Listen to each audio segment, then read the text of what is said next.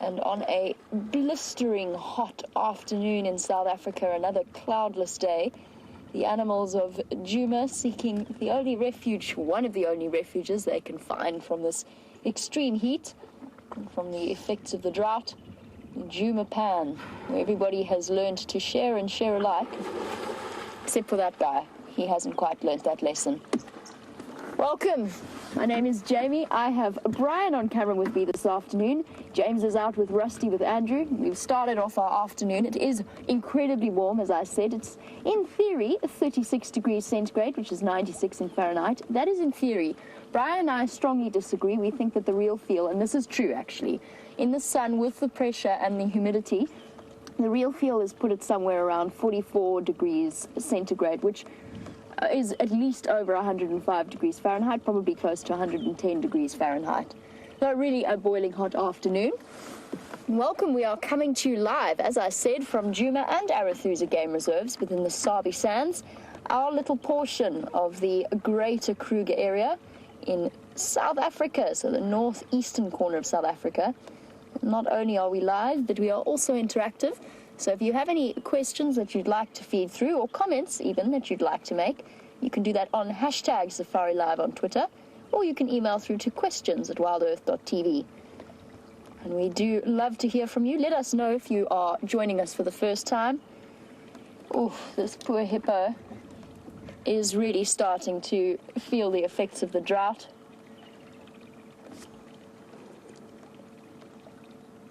And Tim, in theory, Tim is a new viewer watching on YouTube. He wanted to know, where are we going to drive today? In theory, I think that for James and myself, our rough plan is to move between shade spot to shade spot. We did briefly consider the option of a non-stop safari, given the heat, because that gives us at least a bit of a wind chill factor. But Tim, the joys of a live safari is that you never really know exactly where you're going. As it happens, I think I'm going to pop down to the southeastern corner of Djuma. There was reports of Tingana, a big dominant male leopard, who had a waterbuck killed just 50 meters to the south of that junction. I'm hoping that he might decide to grace us with his presence.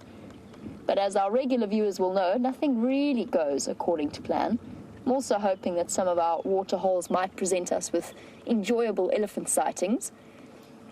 Not much else is moving in the heat of the day, although leopards tend to break that rule on a fairly regular basis.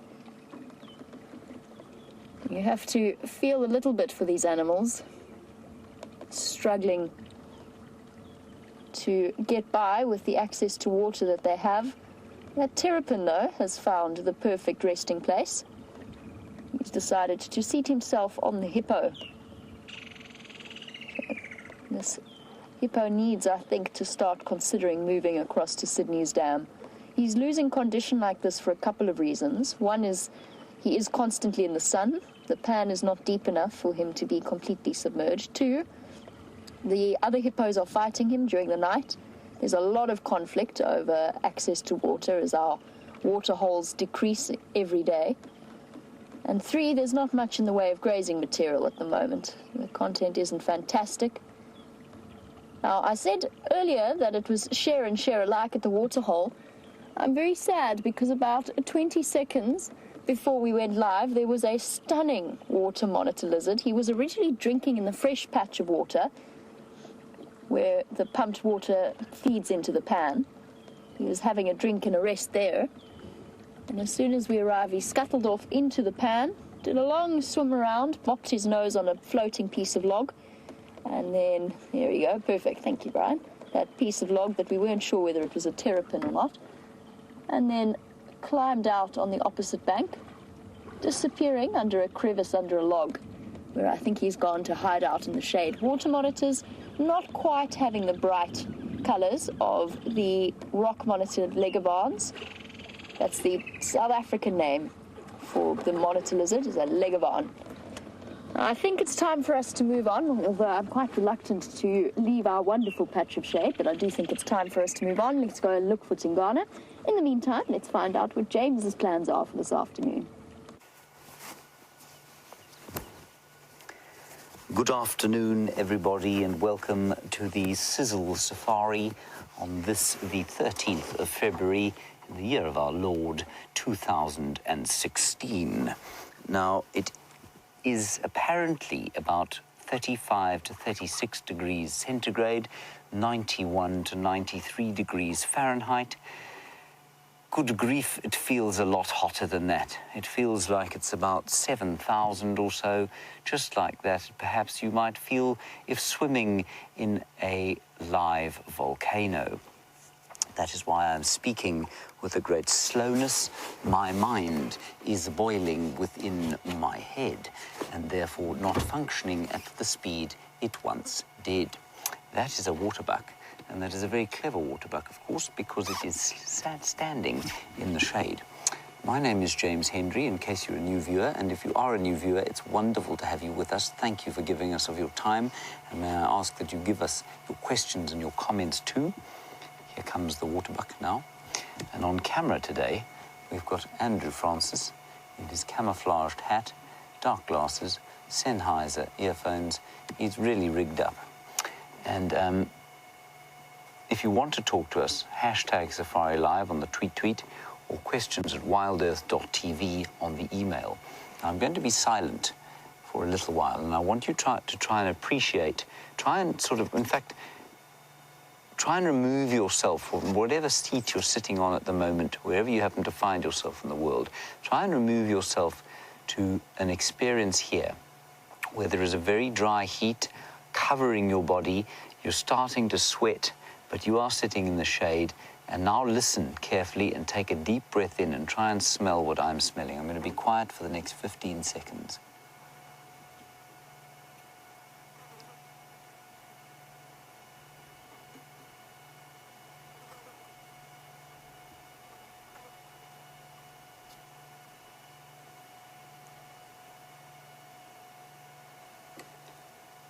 Right, now, what I would like you to do, if you don't mind, those of you who feel like it, send us through in 3 words, or three or less words, just the feeling that you got there.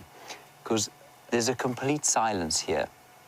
There's no noise at all, except for the odd buzzing of a fly, and just as the odd gentle zephyr touches the top of the trees, you can hear a slight rustling of the wind. Otherwise, everything is completely silent. The birds are huddling in the shade. You can see the mammals are doing the same thing.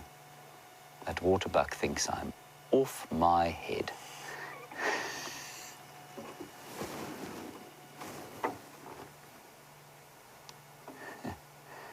And the final control, which is, of course, being blessed today by Kirsty and Jerry, thinks of the same thing. So, my plan this afternoon, and therefore your plan, unless you tell me any different, because it is, after all, your game drive as much as it is mine, is to go to Treehouse Dam initially. Then I think we might pop on to Arathusa, see what's going on there. very little was going on there this afternoon, but they do have some water there. And I think popping from water point to start with today is a good idea. The wild dogs were on Simbambili earlier, so when we wind our way out of Arathusa, we'll probably head towards Sydney's dam, and we'll use the super zoom camera here to get a picture perhaps of that huge crocodile that I'm convinced I saw there yesterday. And many people think that that was a hippo. I am unconvinced, but it might have been a hippo. And with any luck, those wild dogs will hunt somewhere between One Eye Pan in Simbambili and Sydney's Dam in Buffelshoek. And that particular area, it will be rich in impala and warthog and other things that wild dogs like to eat. And with any luck, we'll be able to see them. So that's the general plan. Let's leave this waterbuck to himself and his very clever spot here in the shade, and we'll press on towards Simbambili. I'm going to go via Treehouse Dam. There is still one puddle of water there, fed by an underground flow of water in the drainage line that feeds the dam. And there might be something having a drink there, perhaps a warthog boar, perhaps a lonely elephant.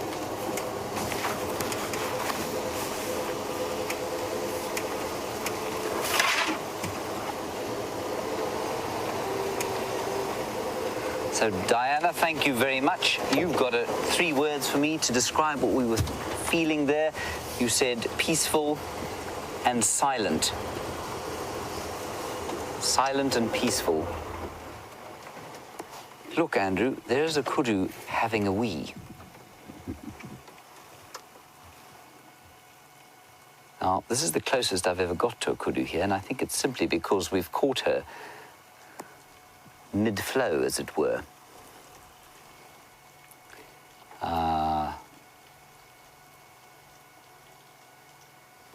Thank you, Stephen. You say tranquility and paradise. Obviously not for the kudu here, for the feeling that we got when we were sitting looking at the waterbuck. I think that's a very good way of putting it. Tranquility and paradise. Now, kudu obviously is a browser, you can see, eats leaves off trees rather than grass, found herself a little sapling that has managed to obviously tap into some underground water and has put up a number of beautiful green shoots. I don't think that's going to last long at a verdant green colour like that. I think it's going to be devoured. Oh, I don't know what freaked her out.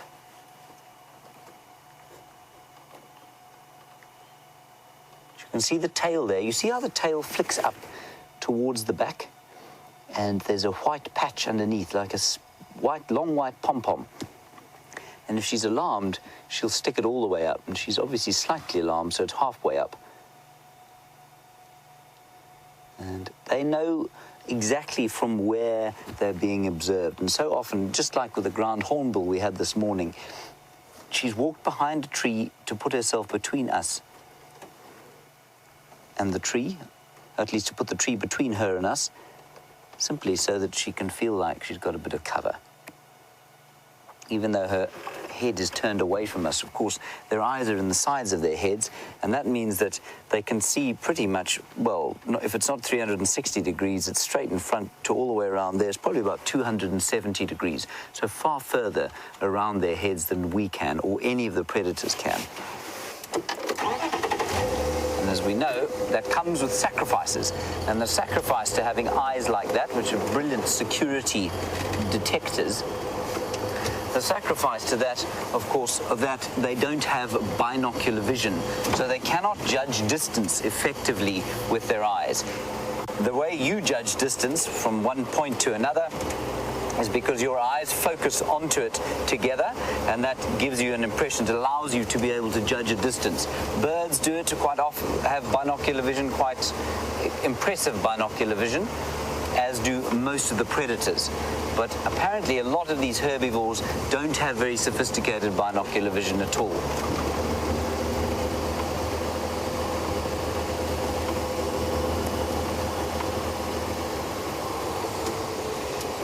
So it is hot, but it's not as hot as I thought it was going to be. It doesn't feel quite as boiling as it was.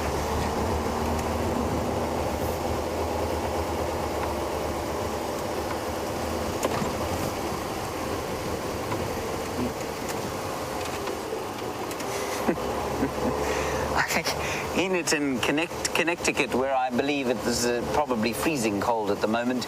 Your three words are peace, earth, and toasty. Is that what you heard? Peace, earth, and toasty. Thank you, Enid. It certainly is toasty. It's probably more roasty than toasty, but certainly. Thank you, Enid. Just some wispy clouds about the place. There were a few thunderheads coming up over the mountains, but I don't think they're going to give us anything today.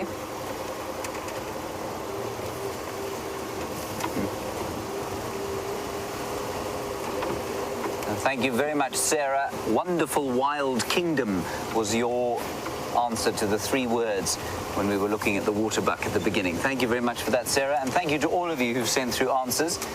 We can't read them all out because there's so many, so thank you very much for that, and I hope whatever those words were for you, you are able to absorb them and take them in as we go through the drive, and perhaps we'll do something similar at the end when it cools down a bit, and perhaps you'll have a slightly different impression of things. Right, we're heading towards the waterhole here, and there are a few impala about the place. And these impala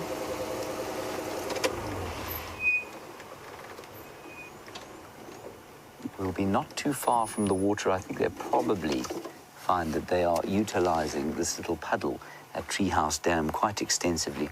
That one you can see curved horns, born probably November 2014, so just over a year old. Easy to age until they get to about 3 years old, and then it becomes almost impossible because their horns don't change shape. Very nice, thank you, Andrew. And just as we go under this marula tree, just look at the leaves and the way they're wilting.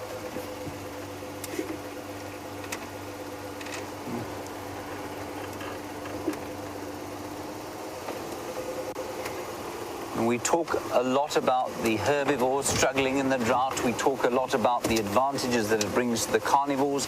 And Lisa on Twitter, you want to know what about the invertebrates, the spiders, and especially the golden orbweb spiders. Well, I can comfortably tell you what's going on with them. They're not having a good time of it. I've seen one golden orbweb spider this year, and that was on the walk the other day. There was a little female like that. I mean, of course, they get up to about that size. But this was a little female, and they're not around. Look, I said there might be a warthog there. There he is. Unfortunately, he's running off, poor fellow. Obviously disturbed him. Sorry, chap. He didn't like our discussion. Didn't want to be caught by the water.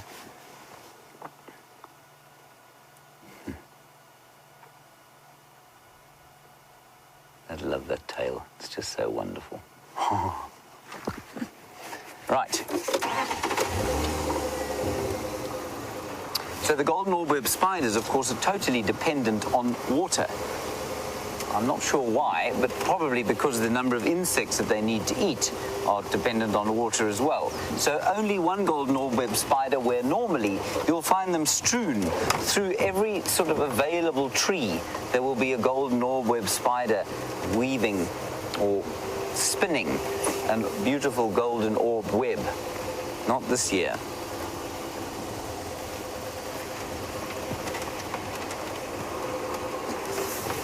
We'll just drive onto the dam wall.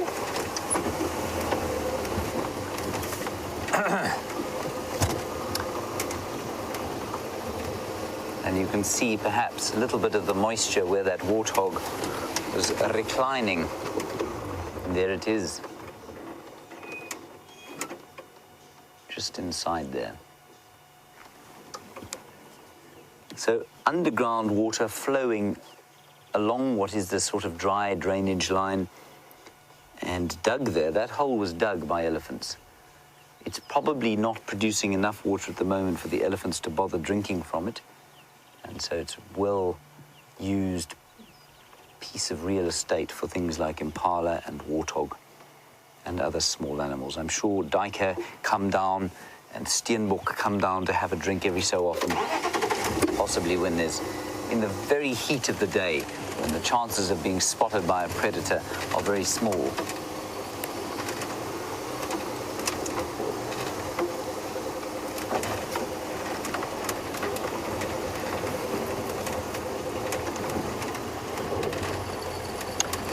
as far as I understand it, Jamie is off in the southeast of the reserve, looking perhaps for tracks of Tingana coming across onto Djuma. That would be marvelous. Let's go and find out from her what she's managed to find. Looking for tracks of Tingana and also checking all of the deep shady patches around. One thing I have noticed, just from that drive from the Pan down to our southern boundary, is just how quiet the birds are. Even they are seeking refuge in the shadowy parts of the thicker bushes to try and stay cool. And as a result, there's not really, apart from the odd rattling testicular call, there's not really even one peep from them. Quite often in a midwinter's afternoon, they'll chirp all the way through the day. You'll hear them. Yes, there's definitely an increase in the dawn chorus, so the songs that they sing in the morning, and the songs that they sing in the afternoon or late evening. But you'll hear them pretty much throughout the day, whereas at this time of year, oh dear, Brian, we're going to be consuming dust. I'm just going to hover here for us. I'm not quite sure what to do. If we stay still in the sun, we boil. If we don't, we eat dust. Oh no, there's another one. Oh no. This appears to be the main source of all traffic. I've timed my arrival very badly. I'm just going to let them go ahead. They seem to be on quite a mission. Makes sense to just let them go further. How's it? Smile or what? Can you see my tummy's been held in? How's it? Cheers. The line. No, we haven't seen them. Anything interesting here?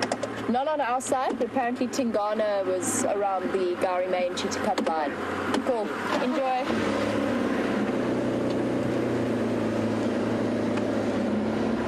Okie dokie. Onwards. Right, I was chatting a little bit about birds and their bird choruses and all of the noise that they make. Sorry, Brian. I'm going to be sneezing all the way through the drive. I know what we'll do.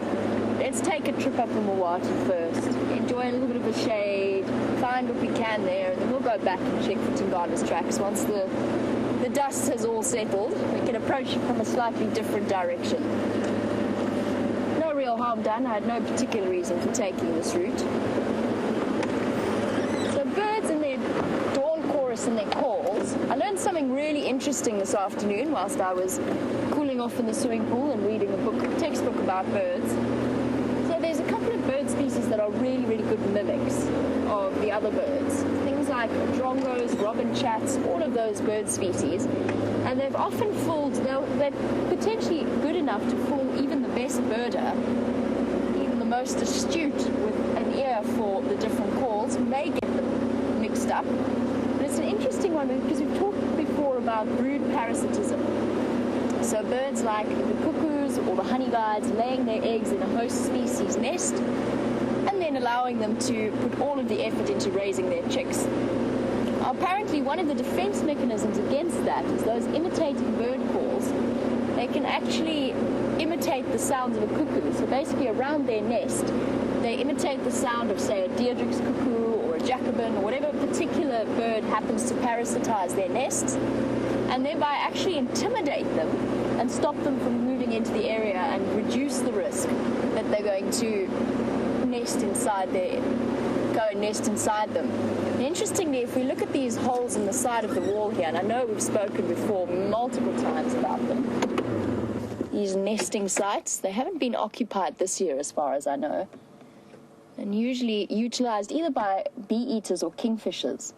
And just since we're here and we're chatting about them, we're not going to stay still for too long because otherwise Brian and myself might cook. But you get the rough idea.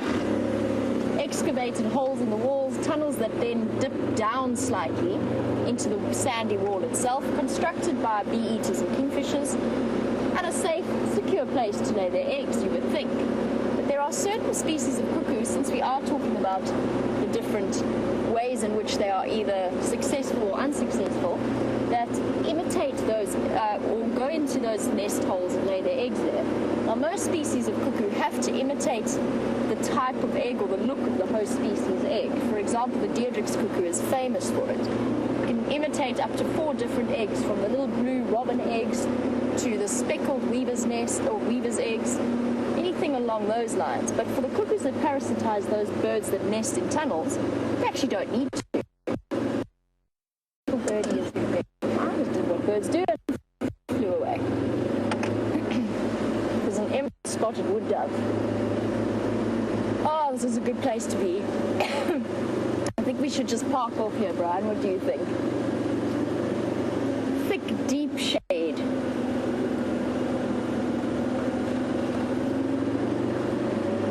There's another thick, deep, shady spot.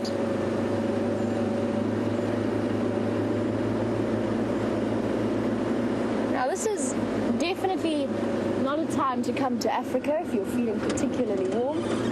I'll stop at the spur fowl just so that we've got something to... Actually, it's quite fun watching the waves navigating the pathway. They're fascinating little birds. Here's that other one gone. I was hoping it was going to reappear. Natal franklins, or Natal spur fowls as they're now known, my apologies. And their little constant cheeping contact calls. They've got the right idea. Occupying the Mawati drainage line. And in fact, in this open patch, we've also got the wind as well as the shade. Perfect spot to be. I think, in fact, those cars did us a favor. Hey, Brian? This is the place to be on a hot afternoon. What was I chatting about? Oh, yes. I was chatting about the weather because Donna wanted to know what the weather's like in August. And actually, Donna, it's one of my favorite times of year, right up to sort of September, October, the end of the winter period. The nights are still a little bit chilly in the early morning, so if you're planning on a trip in August, Donna, it is a wonderful time to come. Your game viewing is incredible. It's still cool enough that you've got a chance of seeing the mysterious nocturnal creatures coming out a little bit earlier, or maybe going back to bed a little bit later. And at the same time, it's warm enough that you could actually, in the middle of the day, put your swimming costume on and go for a quick dip in the lodge pool. So August weather is lovely. It's a lovely time to be in the bush. One of my favorites. I think September actually comes up close as well. There's nothing like the shade of these giants. I know that Brent did a very interesting demonstration this morning where he sat on the tracker seat of the car and let it drive itself. I'm not going to do that. I'm just going to sit and look up at the beautiful trees that are keeping us in their shade. These gentle giants, the jackalberry tree that you're looking at the moment. One of my favorite things to do, drive through these drainage lines.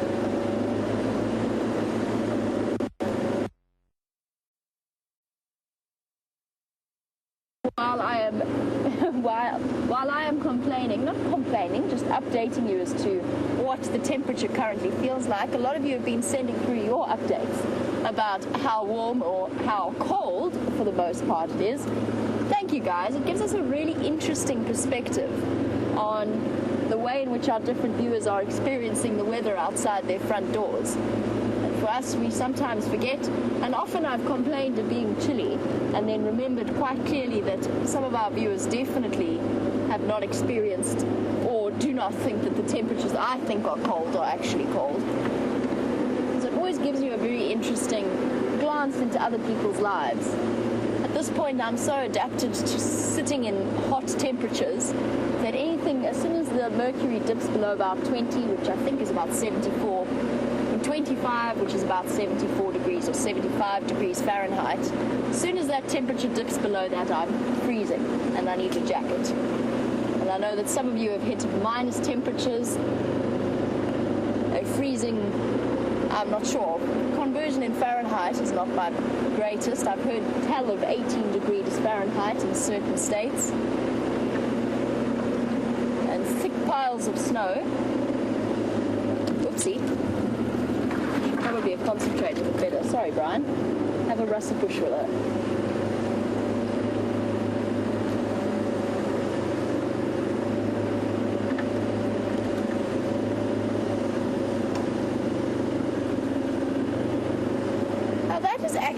something I meant to update you on, and I completely forgot, and my sincere apologies, is the question that came from Tammy about where are the Birmingham boys?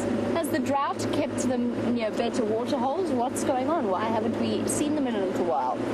Tammy, I meant to update you, my apologies. There are a couple of Birmingham boys, we think, on a kill just to the south of Weaver's Nest, just to the south of where we are. And there's a couple more towards the Nkoro side. Apparently, Brent was at a Rangers meeting this afternoon, and apparently there was a run-in between the Nkuhumas and the Sticks at some point last night, and the Sticks fled further to the west whilst the Nkuhumas stayed around Nkoro. That is the word on the street, so to speak, or the word on the dirt road would probably be more appropriate. Might have needed to turn the steering wheel there. And Tammy, in terms of why we haven't seen them, and if it's because they're at better water, the answer is no, not really. This is fairly typical lion behavior. We're seeing it with the Talamatis as well in Buffelshoek and the Salati males in Buffelshoek. They don't have to go all that far away to catch the animals that are coming to the dam. So they're sticking around in what they consider to be the core part of their home ranges. The Nkuhumas have moved around a little bit recently, for which we are very grateful because it allowed us to see them for a couple of days and have some wonderful views. But it's not that unexpected for lions during a drought period to stick very closely to a fairly familiar area. Now, we do know every now and again we pick up on the Birmingham's tracks, so they do still come into Djuma. Oh, that's very bright. So they come into Djuma and then they cross back out again. Why it is that they've decided maybe they just don't feel like Djuma needs to be defended as closely as our southern boundary. I love this archway. It's so beautiful. It's almost like it's an entrance to the Mawati. Definitely one of my favorite things. It's a russet bush willow that is curved over and made a sort of a, what would you call it? I guess a gabled arch would be the accurate representation. We don't need to switch off though. Natural archway for us to go under. Interesting. Very cool. It also means that Brian has to drop down our antenna. We don't actually fit under that unless we do. So Tammy, in terms of the Birmingham boys, one other option is that within their southern boundary, their biggest threats are, for example, the Salati males, who are large and very healthy. Well, one of them's got an injured foot. There are two big males up in that direction. There's also, to the north, sorry. Whereas to the south, along that Mala border and further along, there's always a bigger threat. And I've noticed there's a lot more vocalization that comes from the male lions in the south. So, for example, the Charleston males around that sort of area. It seems as though they're a bit more vocal, a bit more defensive of their territories. Obviously, that plays a factor as well in terms of where the Birmingham boys go. So they like to, they pick where they feel their weakest boundary is, and then they patrol along that. And that way work to keep their territory safe. Obviously, they don't feel the same amount of threat from the Salati males in their northern boundary. And I must say, I hardly ever hear the Salati males vocalizing at night. And that vocalization is an all-important part of the interaction between the different males and the way in which they maintain their territorial boundaries without necessarily having to come to a physical confrontation at any point. So I think it's a combination of factors, that plus the Nkuhuma female being an estrus, and it was the Sticks female before that, also has a tendency to keep a lion within a slightly more restricted home or restricted area. The females and the males don't move around as much or nearly as much, and the other males, even if they aren't mating with her, will stick close to in case they get the opportunity to do so. Whilst Brian and myself continue along our Mawati drainage line tour, let's pop over to James, find out what he's been up to. Look at that beautiful picture of a yellow-billed hornbill. Hey, good afternoon, Sorry, everybody. That was the Game Drive radio.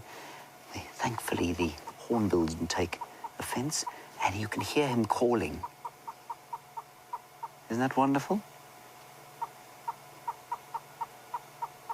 Isn't that the most beautiful sound?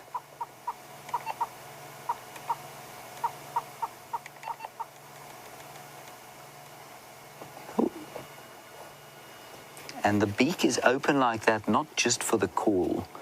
The beak is open, of course, because birds pant, just like many mammals do. And it's called a gular flutter. And you can see the throat, you can see his throat there puffing away. You can see his tongue. Oh, that's wonderful. Can you see the throat pumping up and down? Now, inside the throat is just like our throats.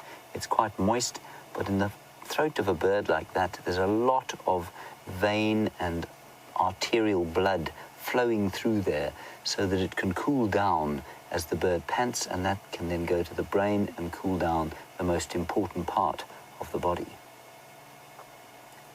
Look at the eyes. Isn't that amazing? And I don't know if any of you were watching this morning, but we had that incredible sighting of a ground hornbill, a relative, and not a very close relative, but relatively close relative of the yellow-billed hornbill. And you can see that this one too has those red wattles underneath the beak. Oh, what a wonderful sighting. That's brilliant. Fantastic. There are also some waterbuck here. I'm just going to sneak a little bit forward. This one is a waterbuck cow.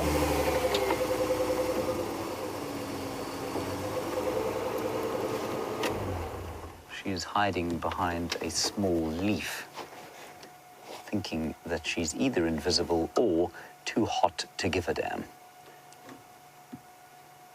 It's quite possibly the latter. It does feel unspeakably hot, and I must say, of course, in the next 2 days, it's going to get even hotter. We have a prediction of 40 degrees Celsius, which is about 105 degrees Fahrenheit, and that's for Monday. Anyway, we'll see what happens. But so still today, so completely still. And now that that bird has stopped going, so there is no sound at all. Now, Andrew, would you just go off to that? Can you see the spider web? Yes. See that? Hello, Colleen. You're watching with your husband, Jason. And that spider's web has got absolutely nothing to do with what you're asking, but it does have to do with a query we had about golden orb web spiders. That is not a golden orb web spider. It looks a little bit like it is the beginnings of a community web spider, but even they will be struggling in the absence of lots of insects for them to eat. So a very scraggly example of a spider's web, and a particularly impressive spider when it has built a home that sort of is. And sorry, I'm just waiting for a name that's coming through. Kirsten, key your microphone a little bit longer because we're on Arethusa, if you don't mind. There we go. It was Lisa who was asking about the golden orb web spiders. And so, Lisa, that is a spider web for you. Now, Colleen, you are watching with your husband for the first time, and he wants to know, has there ever been a time where we've gone out and it's been so hot that we've been worried we might create a spark driving along that might in turn create a fire in the bush? Now, I'm going to, these waterbuck are going to have to move away slightly. Well, they're not going to have to, but they're going to choose to. And I want to show you something. It's a very good question. Now, the thing about when it's hot here is that normally it's also wet. And so the chances of there being a fire are very small in the summertime because it's normally very wet and normally the grass is quite high. But if you look across here now, no amount of flame or spark is going to set a fire through here. There's simply nothing to burn. And out here, the flames would take maybe some of that dry grass there, but there's just nothing for it to burn. No flame. Sorry, are you losing me, Andrew? Yeah. Sorry about that. Sorry, everybody. How's that? Better? Yeah. Okay. So no flame is ever going to be able to rush through here. No flame will be able to take any of the trees without the trees having a lot of grass underneath them. So what happens is, in a very wet season, the grass sward grows up. In an area like this, you'd find that the grass would be round about this high after a proper growth season, and then we'd go into the subsequent dry season, so September, October time, and then if there was to be a spark or something large like a lightning strike in the September or October, then it would burn. And so the chances of it burning in summer when it's hot are very, very small indeed. And I mean, I would be more than happy to take a box of matches and throw that into the bush. It might burn a little patch and then it would go again. September, October, when there's a bit of wind, the grass is still high and we get lightning strikes. That's the kind of major fire season. But now, heat like this with no grass, no, I wouldn't be worried in the slightest about driving along and causing any kind of fire. Nice question. Thank you for that very much. Sorry, Andrew, I will remember next time to place the aerial in an acceptable position. Yes. Right, we're heading towards Arathusa Dam. It's not too far from here. See what is there. The last 2 days, there have been 2 magnificent elephant bulls and a young elephant bull.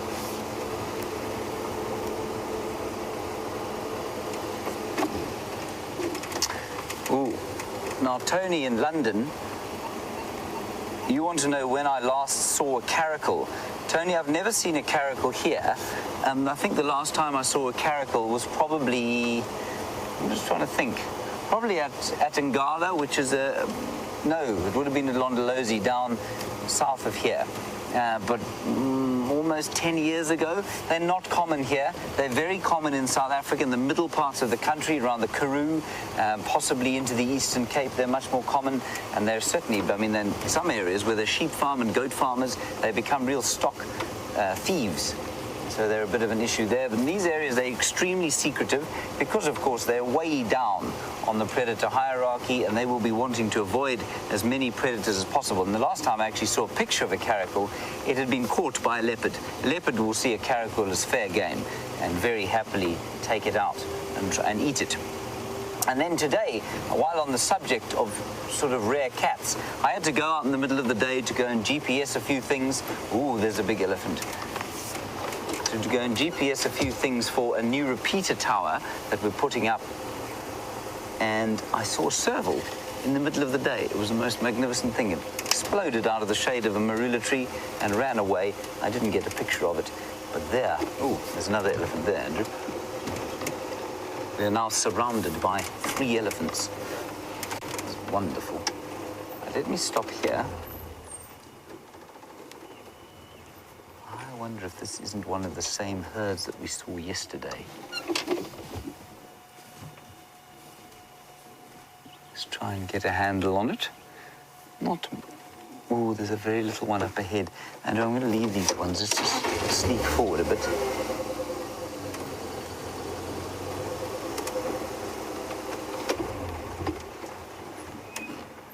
And I'm just going to stop there to start with so that you can see the little one before we get too close to him. He's already, obviously, eating bush, not just milk. Probably still suckling, but will slowly be weaning on the solids, as it were. In fact, this is quite a decent-sized herd of elephants. There are 3 or 4 behind us, and probably another 5 or 6 in front in various parts of the bush around here. Isn't he sweet? He's just smelling us. Totally relaxed at the moment. The wind is blowing slightly towards him, so he'll be picking up our scent, but obviously not very worried about it, and probably not worried about us because his mother, who is grazing just to the, or browsing just to the right-hand side there, is not reacting to us. Were she to react, were she to give a signal, a low infrasonic rumble, he would definitely respond, go to her, and they might move off. But because she seems to be totally relaxed, so the little one is too.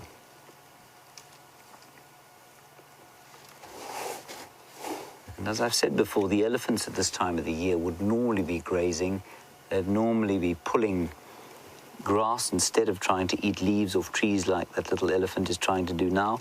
Instead of wrapping that trunk around leaves, he'd be wrapping them around grass and then eating that, but that's just not possible at the moment. And you can see how that trunk, even at that age, I think that elephant is probably about 18 months old, maybe a little bit younger than that.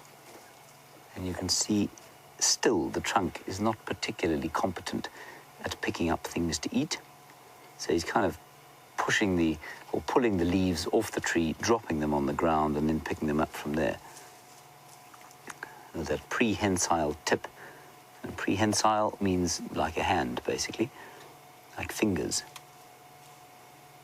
Seems a bit confused by the sheer number of leaves on that Cambritum bush. Oh. What a fantastic shot.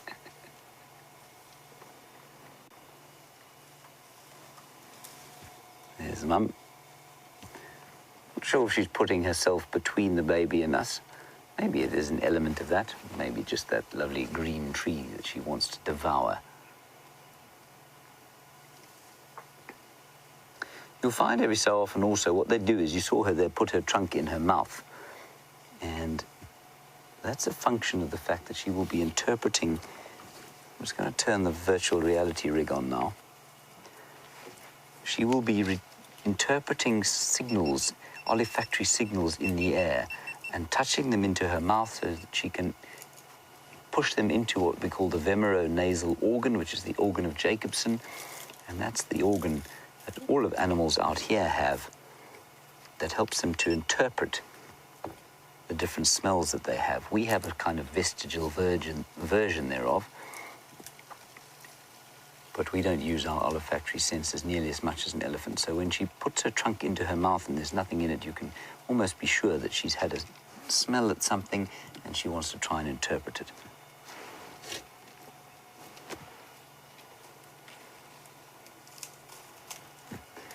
So I'm just going to point out for the VR rig here what we're looking at. Look at that, isn't that wonderful? So to the left, a beautiful elephant cow walking past. Just in front of her there, her calf is coming. And to the left, to the right, a whole lot of other elephants just grazing through the woodland here.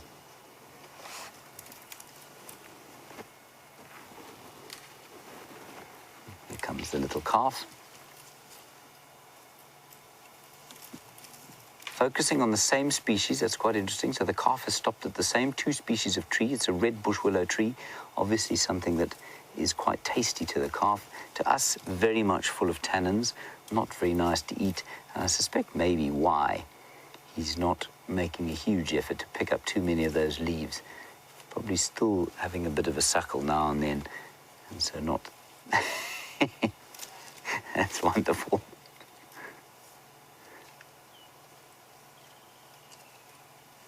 And look at it, isn't that brilliant?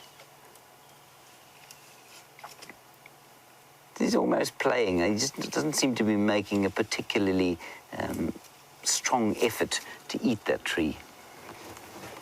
And there's a greenthorn or torchwood next to us about to take a bit of a hammering. It's certainly not going to be the first hammering that that tree's taken. And the mother there is very selectively taking the new shoots. Look at that. She's not pulling the whole branch off. She's taking the very, very newest shoots off the top of the tree. Look at that. That's amazing. Now you'll find that the chemical composition in the younger leaves will probably be very different from those in the older leaves. Probably less in the way of tannin or some other chemical that she is sensing. I've never seen that before. See that? She could easily just break off that whole thing and stuff it in her mouth, but she's taking very specific parts of the tree. That's fascinating. That really is interesting. You can see she's a bit wet. She's obviously been in the Arathusa Dam. We're not far from there at all.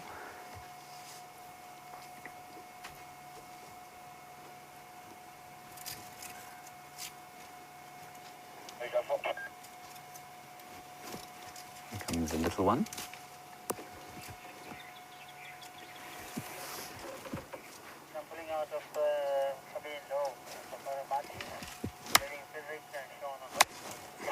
That was just me syncing the VR rig.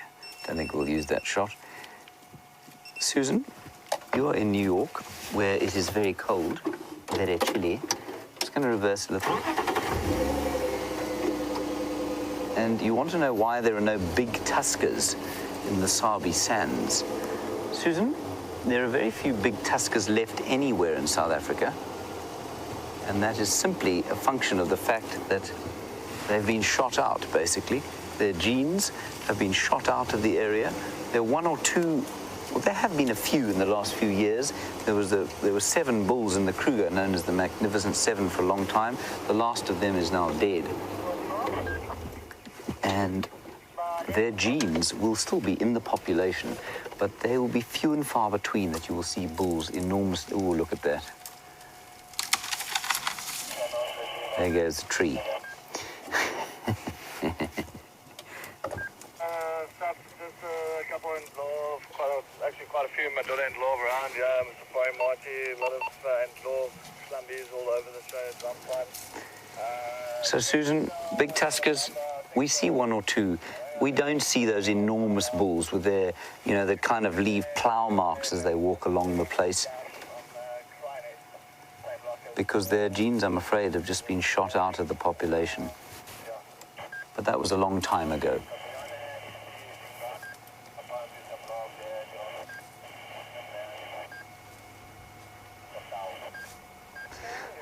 Now, back onto the sort of story of tusks. Monique, you're in London, and you want to know about the tusks on the female there and whether they are stubby or not, if there's something wrong with them.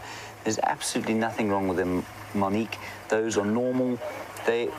You'll find that elephants have tusks that grow in all sorts of different directions, some sideways, some frontwards, some downwards, some all over the place. And that's just Roy going past in his Land Cruiser with his guests. And so it's not unusual to find a cow with tusks like that. The difference between male and female tusks is the kind of thickness. And normally a female's tusks will grow down towards the ground, but you can see very clearly that hers are growing outwards, a bit like a bull's tusks, and that's not unusual. She's got pretty normal tusks out here. We do see that one female who I think the Twitterverse has dubbed Fang, which is not a very nice name. She's got a very long recurved tusk. It comes back and looks like it might stab her in the knee every time she walks. And that would be far more unusual than the tusks that this elephant has. She's not young, well, she's not old. I would put her at about 25 to 30 years old. And so the size of her tusks and shape has got nothing to do with her age as such.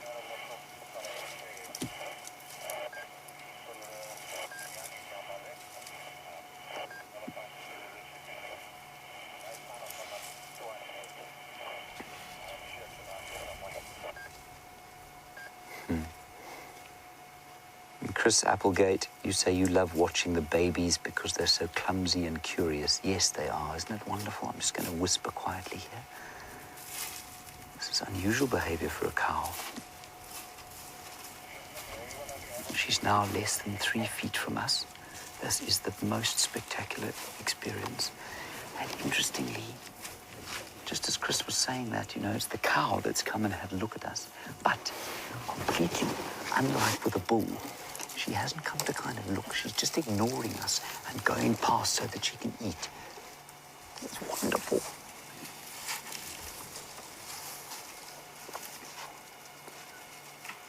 She was less than 3 feet from us.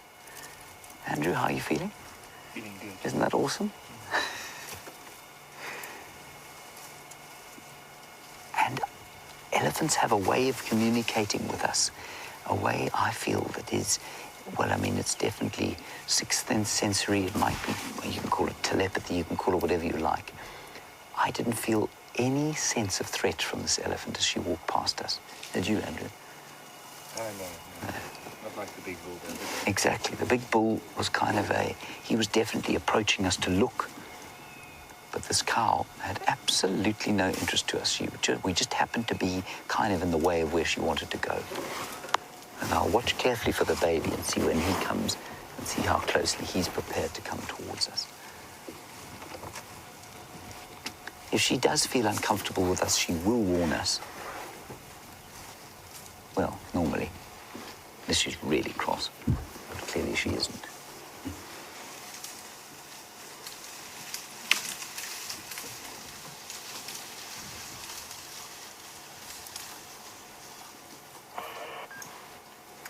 Oh, what a lovely question. As this little youngster comes towards us, I'm going to be very quiet.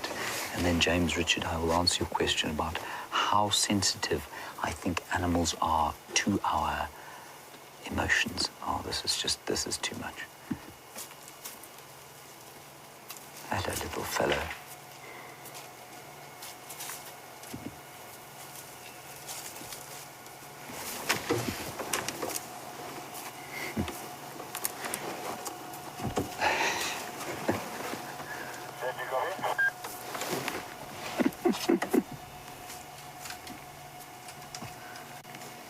James, you want to know if your question is just anthropomorphic.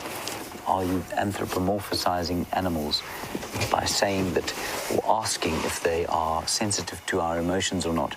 I don't believe so at all. I think animals are tremendously sensitive to our emotions. You have only to have owned a cat or a dog to know that. And I know that for a long time in science it was very unfashionable to ascribe human emotions to animals and to kind of intimate that there could be some kind of extra sensory communication. And by extra, I mean through some kind of channel that we don't necessarily understand. I don't believe that to be the case, and I used to believe it was the case. I'm utterly convinced that these animals pick up on our emotions, they pick up on our state of mind, they pick up on basically our energy. And I know that if I'm in an angry mood, elephants won't approach like that. They won't. They'll move away, they'll move around, they'll lift their heads and look like this. And if you're feeling peaceful, 9 times out of 10, they will just ignore you and get on with it. I think it's just astonishing to see and to watch.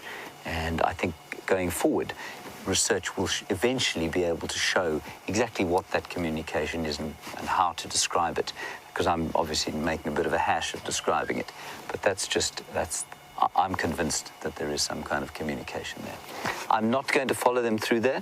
We've had a beautiful sighting of them. I don't want to make a noise. So let's go down to the water and see if there's anything there. Wasn't that just spectacular?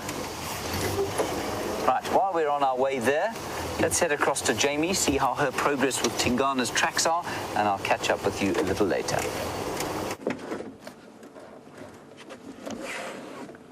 One of my favorite creatures to spend time with is elephants, but we've also got some really stunning antelope here before they disappear into the depths of the shade of the guarri bushes. And this thick, dense vegetation, leaves that she's just wandered behind.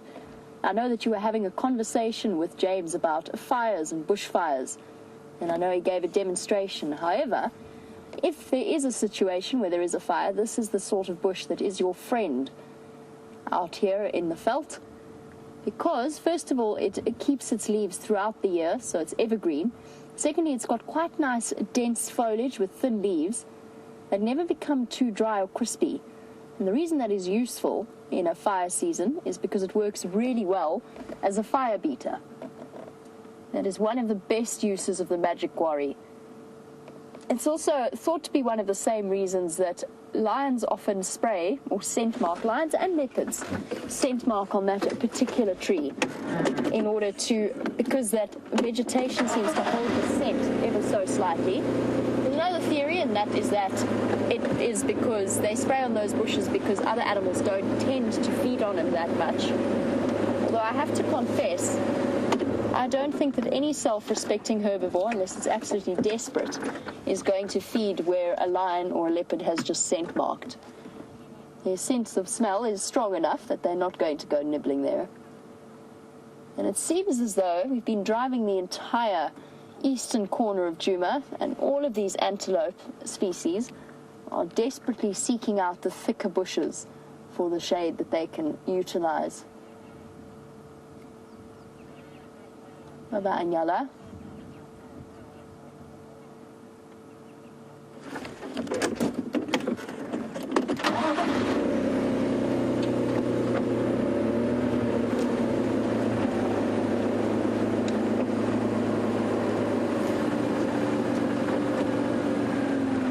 I'm just going to grab a piece of guarri bush.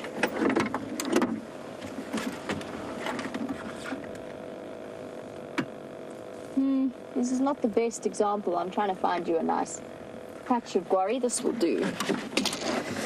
Since we're here, I'm going to do this on while we drive, but I just wanted to show you exactly what those leaves look like up close. And you can imagine how if you pile all of these thick, this is possibly not the best example because it's been munched on by various caterpillar species. But we've chatted before about the uses of the magic guarri. So now when you come out on your budding rangers courses or whenever you come out on safari, you can fix in your mind what a guarri bush looks like. And of course there's always the demonstration. I'm not going to do it now because I'm sitting in the sun and I would like to move. But you can utilize them as toothbrushes. We've spoken a bit about that. I think it was yesterday morning, or was it? Yes, at some point. We chatted a bit about leadwood bark or leadwood ash being used as a toothpaste, and I said that you can combine that with a guarri bush. And the reason why is that you can actually chew it. And it splinters quite nicely to create a sort of a bristly type brush. It's also quite bitter though, as you do. But chatting a bit about plants, and that is an indigenous plant, Ramona was wondering about the different invasive plants that we get out here, where they might be most commonly occurring and what kind of effects that they have. And there's quite a few species. One of the most invasive are the combination of lantanas or water hyacinths.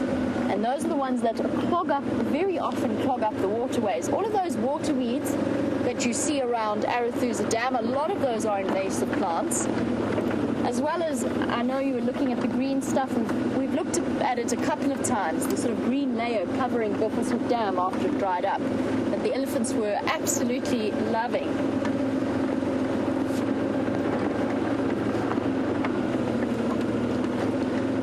So there are quite a few invasive plant species. However, James has just arrived at Arathusa Dam, and since he's got a nice clear demonstration, I think it's better to pass that question across to him. But a semi-cold beer after a hot... What'd she say? I'm not copying her. Why are we not copying her? Just give her a thumb. Just give her a 2. Sorry, Kirst. I think it just made sense for him to continue on with that answer.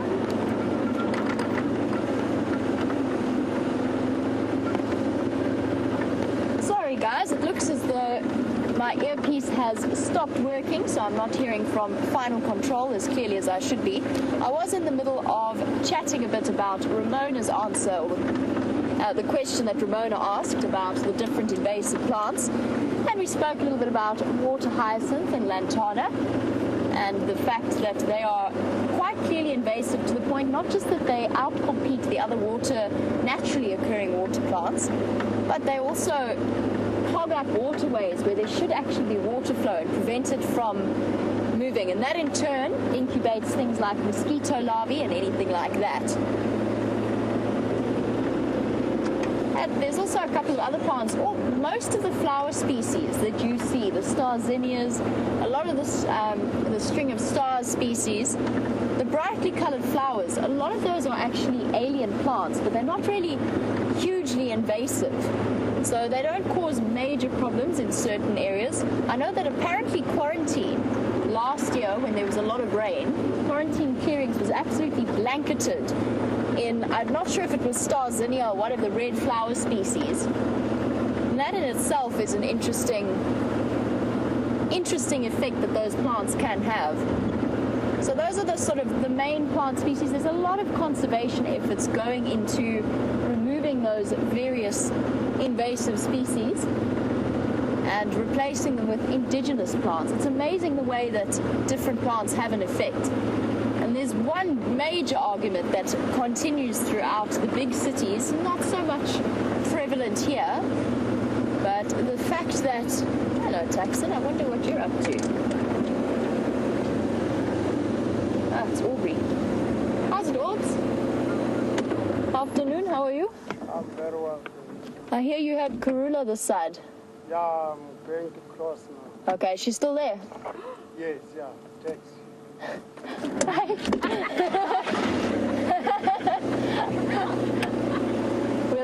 We're return to that conversation a little bit later. Cheers, guys. There was a gasp of shock from the back of Aubrey's vehicle, who has guessed that no bee. So that was the reason behind that particular reaction. And just to let you know, while we're doing that update about Karula, you heard me speaking to Aubrey, and I know James updated the viewers. Karula was last seen on Torchwood on a baby waterbuck kill. So both Tingana and Karula have killed baby waterbuck in the last few days. Karula on Torchwood, Tingana just to the south of her. It seems as though James is back up and running, so let's find out what's happening at Arathusa Dam.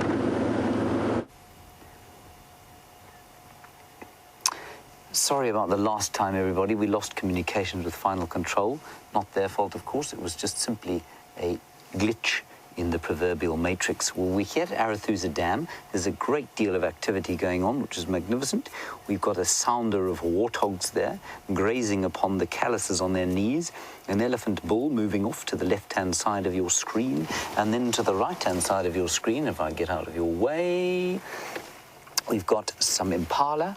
Down at the dam, there's two elephants, one on the wall, one in the water, and two beautiful kudu bulls coming down to have a drink.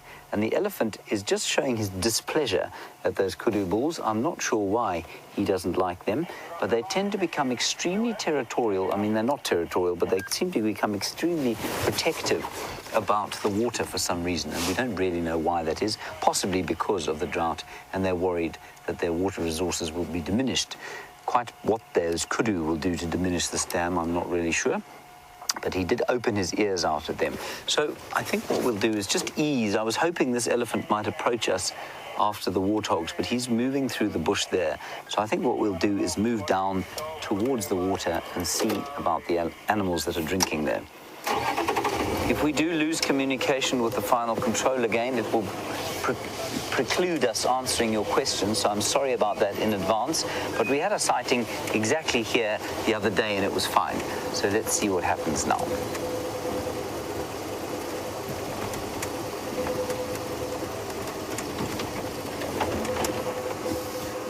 Let's stop here to start with.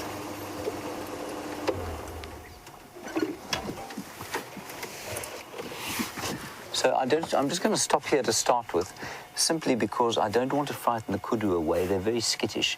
And of course, because of the dry conditions, we don't want to have them chased away from the only opportunity for them to drink during the day.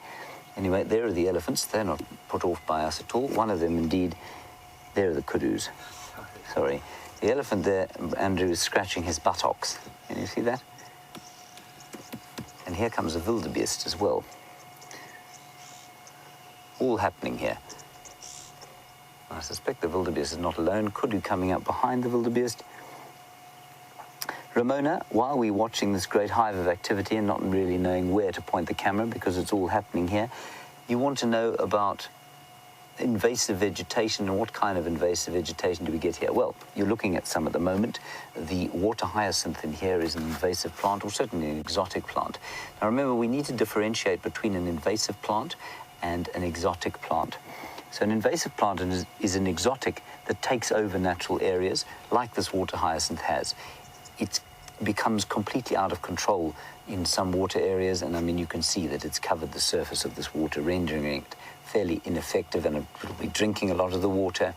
I'm sure it'll be making it probably quite anaerobic, taking the oxygen out of the water, so I would consider that an invasive. There's a hippopotamus in there as well, with a terrapin on his back.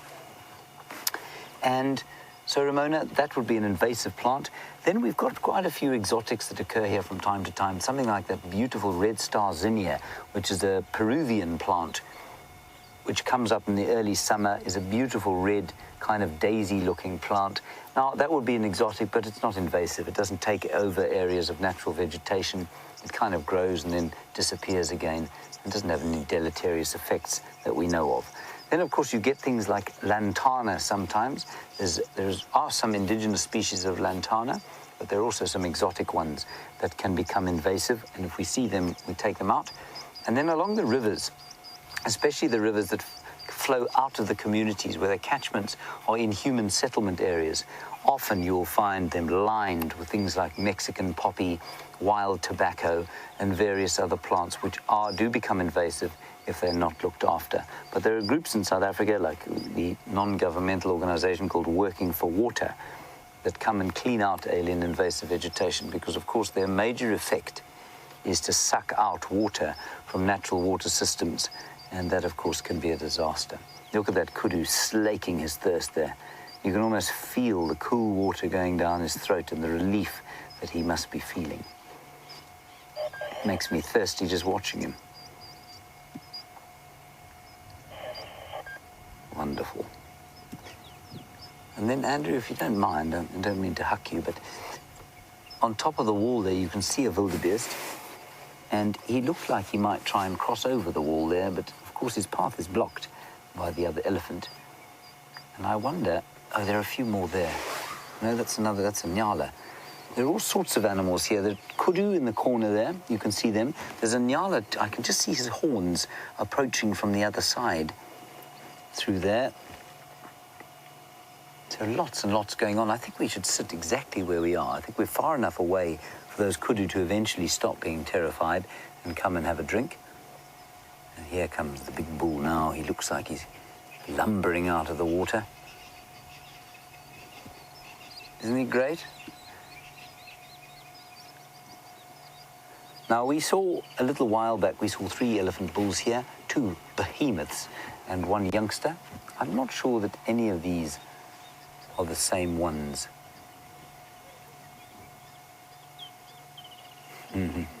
He's not happy with that wildebeest. He thinks it's very, very cheeky that the wildebeest and those kudu should think about coming to drink some of his water. And I said this the other day when we were sitting here with those elephants. I said, when you're looking at an elephant like this, there really isn't any doubt as to who the real royalty out here is. People will call the lion the king. And I look at an elephant bull like this, and there's just no doubt in my mind that the lion is but a mere underling, a duke or an earl, perhaps. But this is the real royalty out here.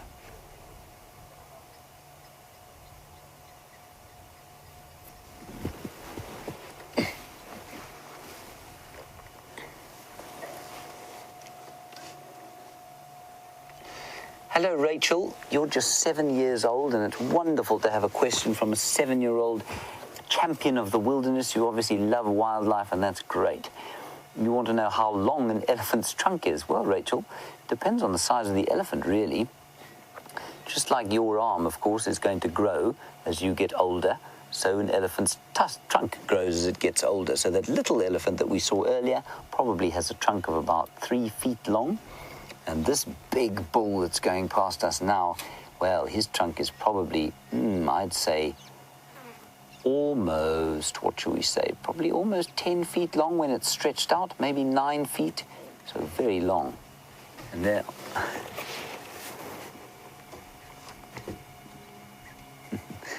there on the wall, the kudu are receiving a bit of a bollocking from that younger bull. See him swaggering down? That's a typical kind of swagger that says, get out of my way. I'm going to brook no question here. And he's obviously also, well, not obviously, but and the others are not really taking him very seriously. They're kind of moving out of his way begrudgingly.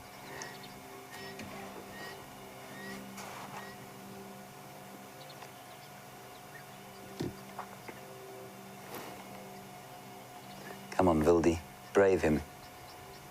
I wonder if he hasn't been avoiding the water because of the bigger bull. Now it's his turn. He's going to monopolize all the resources here. Now he can see the kudu behind him. He'll be able to see them. And he's obviously just a little bit irritated. He's now chasing that blacksmith lapwing in front of him.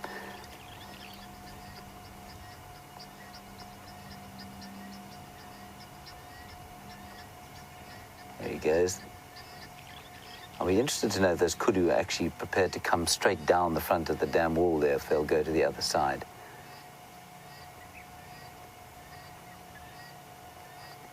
Look, straight down.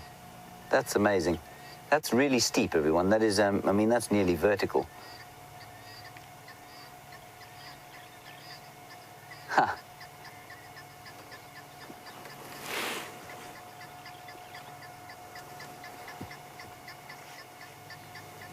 There they're going to have a drink. Now, kudu, nyala, bushbuck, steenbok, duiker, not very water dependent.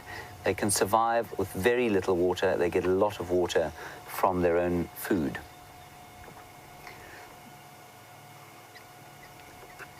Now, the wildebeest, of course, which has disappeared, seems incongruous here with the kudu. And Paul Rizzo, you want to know if he's the point man for this herd of kudu. No, I think he's probably just hanging out with them in the same way that bull wildebeest like to do with impala. It helps them to keep alive, basically. They're around more eyes and more ears and more noses, and so it helps them to avoid predators, because we don't get big herds of wildebeest here, and so often the lone bulls will spend time with other species in order to keep them safe. And I think that's all he was doing. I think he'll be tolerated by those kudu. There we are, going into the water now. I think we should go and get a little bit closer. Let's have a look.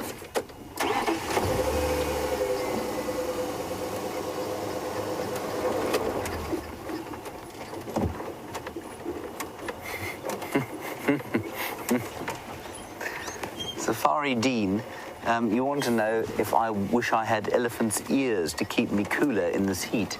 Safari Dean, I think I'd look a little silly with elephant ears, to be honest. I think my ears are quite big enough the way they are. But yes, I wouldn't mind having some elephant ears to keep me a little bit cooler. So I'm just going to ease around here.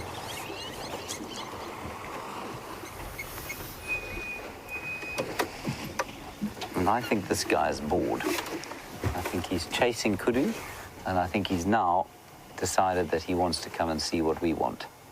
I thought he might do this. He came out of the water definitely because we came down to the edge here. Now, at the moment, there's no aggression from him at all. It's very much just a bull sort of looking about the place.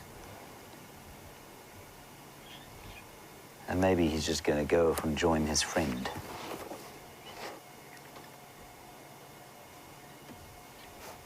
He does look kind of frustrated, though.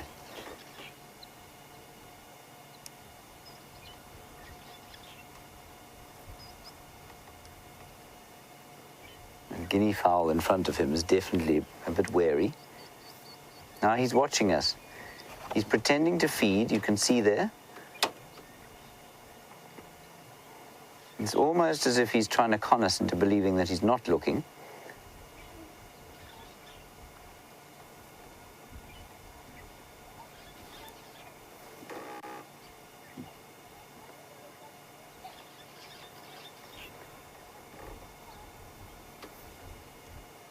And the guinea fowl are now skedaddling out the way. And as he does that, look at all the dust there coming up.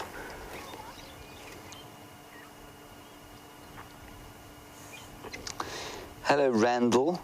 You're in Illinois, in America, and you want to know if elephants ever eat meat. No, they don't. You may find them chewing on bones every so often.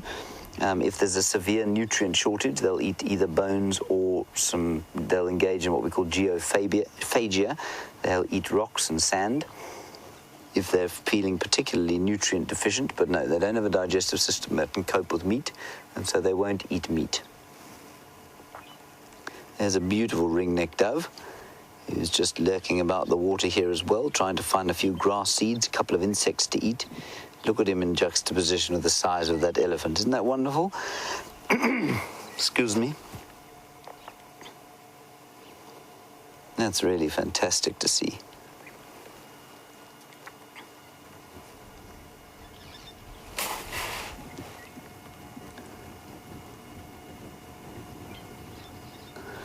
And there are some guinea fowl digging away at the elephant dung, and of course they're looking for insects that are buried in the elephant dung, perhaps even the odd seed that's in there. That's fantastic. Isn't that great? Zumi KP, you say that you can hear the peeping of the baby thickney bird that you saw being born, or sort of saw soon after birth, around here under the deck there. I will try and have a look for it, KP, but I can't go right, bless you, Andrew, I can't go right under that deck because it is someone's home. Well, there are two decks, actually. There's one there. That's probably the one under which you've seen it, but we can't go that close. So I'm afraid I can't see the little baby dickop, but we'll have a look around. I can see a blacksmith lapwing. I can see some doves, a three-banded plover. Oh, there's even a sandpiper there. I'm just scanning. There's a jacana. And I'm just scanning around to see if I can't see the wee baby dickop or thickney that you've seen. I have checked every time I've come here, I promise.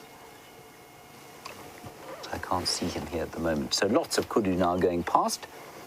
A couple of nyala, a big herd of nyala coming up onto the, not nyala, what are those things called again, Andrew? Impala, coming up onto the dam wall, and they'll come down and have a drink again, going down that near sheer vertical cliff. And interesting that they've all decided to come here as the elephant has left.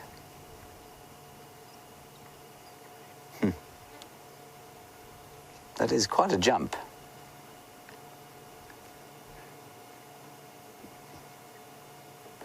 So I think what we'll do is we'll just watch those impala jump down here and see if they go round, and then we'll press on and see what we can find. Our plan from here will be to go north towards the Marikeni drainage system, which is the main drainage line that runs through Arathusa, and then on towards Sydney's dam to see what's going on there. And maybe, if we're lucky, those wild dogs will start to get moving.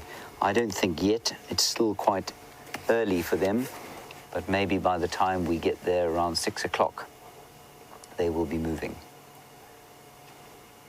There goes the elephant, up and over the top of the dam wall, eating bits and pieces. I don't think he's going to go very far from here. Alrighty. As we are leaving, let us go across to Jamie, see what she's doing. I'm not sure where she is or what she's up to, so please go and find out from her and tell me the next time I see you.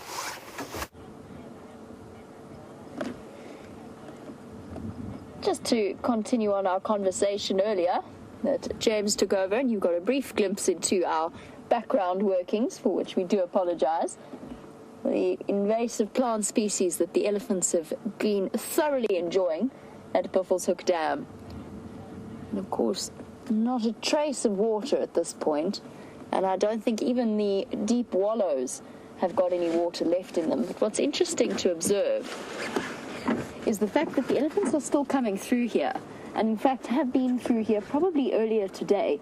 I've noticed a whole load of tracks moving down through into the Buffelshoek Dam, and it's probably to stretch across that mud and go and munch on those plants as well.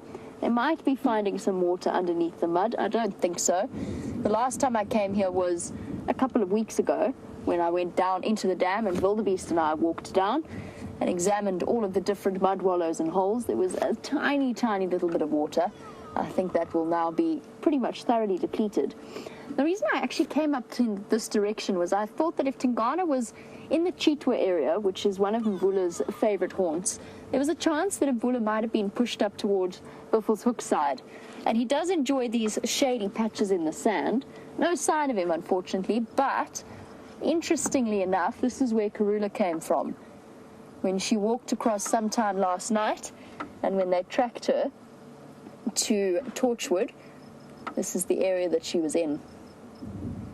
That's interesting news, and it is a ray of sunshine in my day, or a glimmer of hope certainly, about Karula and her cubs, because if she's coming from these drainage line systems around Gwari Pan, there's more hope that maybe those cubs are in that area. Lots of go-away birds calling, but in a sort of a half-hearted, it's a very lazy quack rather than their normal explosive alarm calls. I don't think there's any leopards hiding here. But you never know.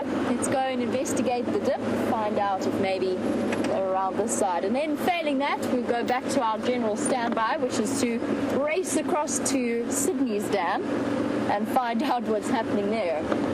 We've spent a considerable and very productive amount of time at Sydney's dam over the last few days.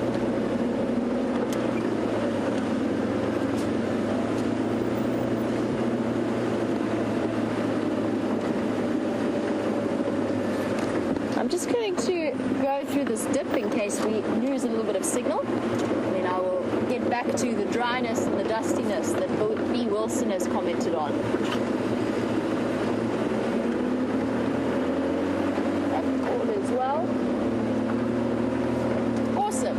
So, while we're driving along, we mentioned earlier when those two vehicles moved past us how Brian and myself were going to be sneezing and itching. What was that? Was that just a dove? Sorry. I'll get back to that train of thought in a moment. I just need to reverse carefully down the hill. I think I saw a little bird of prey shoot up off the grass, or off the road, rather. Just got to make sure I don't reverse off the road in my haste to find it. Let's have a peer about in here. Not sure where it went. I have had the most extraordinary African goshawk sighting in this drainage line. And I wouldn't be surprised if they're still living around here. But wherever it went, I'm afraid it's disappeared somewhere that way. His clutch sounding a little bit painful. Oh yes, earlier I commented on the fact as the dust went whirling that Brian and myself were going to be sneezing, and B. Wilson was wondering, is there a chance of a dust storm here? Because it does look incredibly dry and dusty at this point. And it is incredibly dry and dusty. B. Wilson, you're absolutely correct. It's dry, dusty, hot and baking this afternoon. There isn't, however, that strong a chance of... Sorry. I'm distracted again. I think I might have a track quiz for you. I do have a track quiz for you. Let me find a nice spot to show you these tracks. I think this is probably going to be the best approach. Oh, that puts us in the shade. If I go... You can see which tracks I'm looking at, hey Brian, here. If I put them in the sun like that, perfect. Here we go. Interesting. I'm going to hop out to give you a little bit of perspective because at first glance this is terribly confusing looking. Track quiz for all of you, and I think our regular viewers should get this fairly easily. Not where I would have expected to find it. So, front foot here. 1, 2, 3. And 2 little residual dots there. And the back foot falling here. Next stride, 1, 2, 3 of the front foot with 2 little dots, and then a sort of an indistinctive pattern of the back foot where it falls here. I'm personally surprised and quite excited. There's also a little bit of a sweep. This might give it away. There's a little bit of a sweep along here, moving down in line with the tracks. I think we should get this fairly quickly. Almost feel as though I should say fastest 3 answers to get that track right. Send it through on hashtag SafariLIVE on Twitter, or you can email through to questions@wildearth.tv. 3 toes in the front foot, 1 indistinct foot, and a sweep or a drag mark. And while we wait for the answers to that quiz, James has got some beautiful birds for you. So you're back with us, everybody, and that is a European bee-eater sitting on a dead knobthorn tree, and I just think that is the most spectacular picture. Beautiful bird with yellow and blue and gold and a little bit of green. and it will shortly, well, not too shortly, in a month or so, decide to head back north to Europe, from where it gets its name and where it breeds. You can see that gold color on its back shining. Isn't that lovely? And a red eye, beautiful. You can even see its red eye. And it's like a little, bit like the swallows. It's built like a fighter jet to catch insects on the wing and change direction with a quite astonishing speed. But they soar higher often than the swallows do, and so I think they probably catch insects higher up and slightly bigger insects too. Now what I'm going to ask Andrew to do, yeah, exactly. Just look at the tree, the color of the tree and the bird and the sky behind.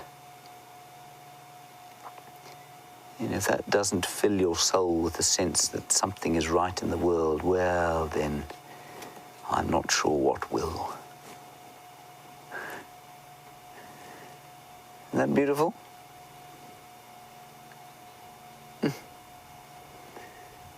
It's little scenes like this, everyone, that make me really love living out here. Of course, we want to see the wild dogs in full flight and the leopards draped across the tree limbs and the elephants bathing and swimming.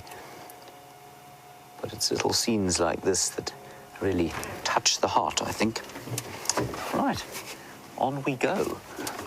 We've left the dam, obviously, at Arathusa, and we're heading towards the Marikeni drainage line.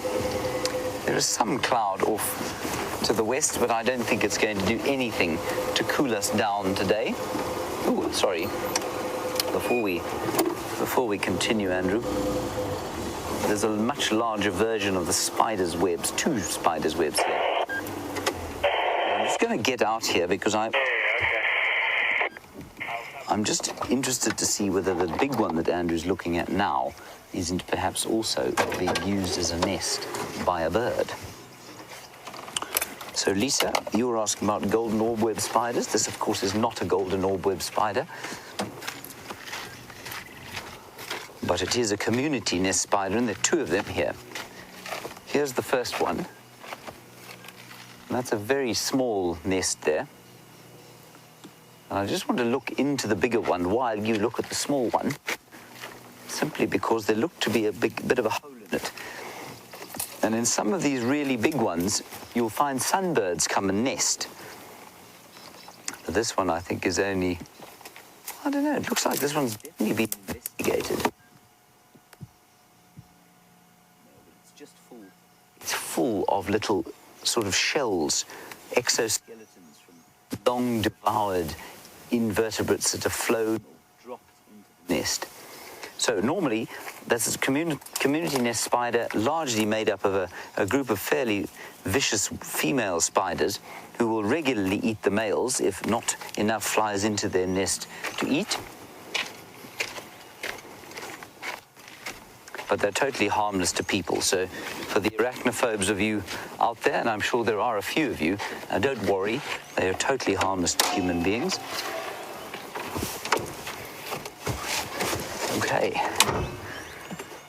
replug myself in so that Kirsten might talk to me. And there we go. Andrew, did you see how I took the microphone out there? Wasn't that clever of me? Yes. Yes. Just give me credit, Andrew, otherwise I feel rejected and despised. I gave you a thumbs up. Thank you. Thank you very much. And we were asked about fire earlier on, of course. Colleen's husband was asking us about fire. And if you look into the bush here, and I pointed this out last time I came through this area, there was a fire through here 2 years ago. And you can see the shape of the vegetation has changed. A lot of the tops of the trees have been killed off, but they're growing from the bottom. And this is a classic symptom of an African tree that's been burned. They are completely used to being burned and completely used to fire, and they survive it with great ease. They just kind of sacrifice the top layer and then grow again from the base. And so what fire often does, quite contrary to thinning vegetation out, it actually makes it thicker. There's a large vulture up there, Andrew. Do you see it? Yes. It's that great big ominous looking bird. sitting in the dead tree, making it look even more ominous. And that is the white-backed vulture, the most common vulture species that we get here. We've got a kill. What? Oh, I see. A stunning kill there. Well done, Andrew. A bee-eater with some form of insect. I can't even see where you're looking. Oh, there. Brilliant. I'm just trying to identify what it's got there. Looks like a beetle. It is a beetle. Definitely a beetle. Now, what it's doing there, it's a very important thing that it's doing there, is it's breaking up the exoskeleton. So obviously an insect has got an exoskeleton. They don't have internal bones. They've got a shell outside them that is made of keratin. And what's the other substance? It's keratin and lignin, I think. No, lignins in plants. Anyway, it's made of keratin largely. And very, very difficult to digest, and so the bird obviously doesn't have any teeth on it, so it's got to chew it up and then swallow it.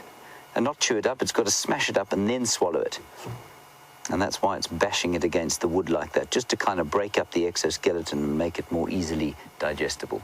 What a wonderful shot. Well done, Andrew. That was the same European bee-eater. Well, I don't know if it's the same individual, but it wasn't a European bee-eater. And there is the vulture, looking for dead things from where he sits. And because they're so often seen on carcasses, obviously that's what they like to eat, they are believed in many of the local customs out here to be able to foresee the future. They can foresee death. And that unfortunately has made them quite popular with traditional herbalists and medicine men and women. And so if somebody is desperate and looking for money, they would often poach a vulture and sell it to a traditional healer. And so that is a real threat that they face in the rural areas. So you don't find them much outside of protected areas because of that reason. Right, let's carry on. Yeah. Let's go back to Jamie. I know we disturbed her. She was busy telling you a story when we came across that bee-eater. So we'll carry on into the drainage line here, and you go back to Jamie.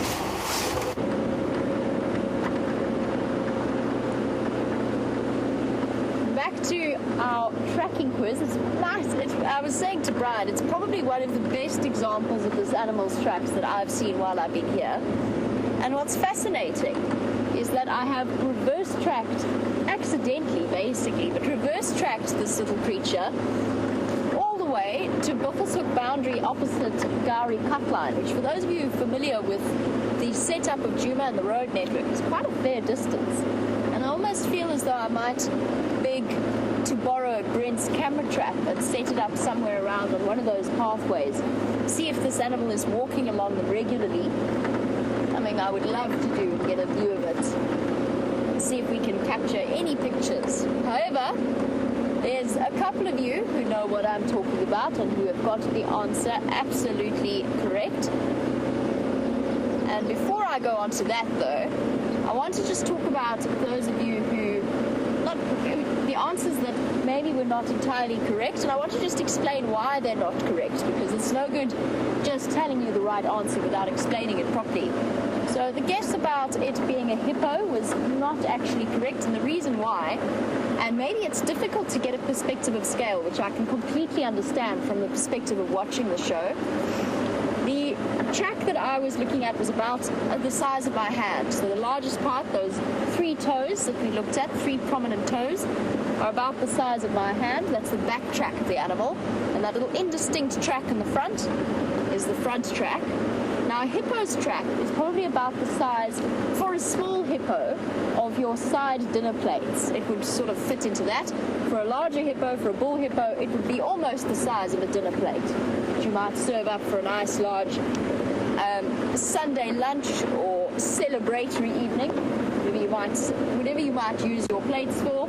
Eating dinner every day would also be another option. Big tracks, and if I find some, and I should be able to find some to explain it, I'll give you a rough difference of perspective, and I'll draw the track that we saw in the middle of a hippo track to have a look.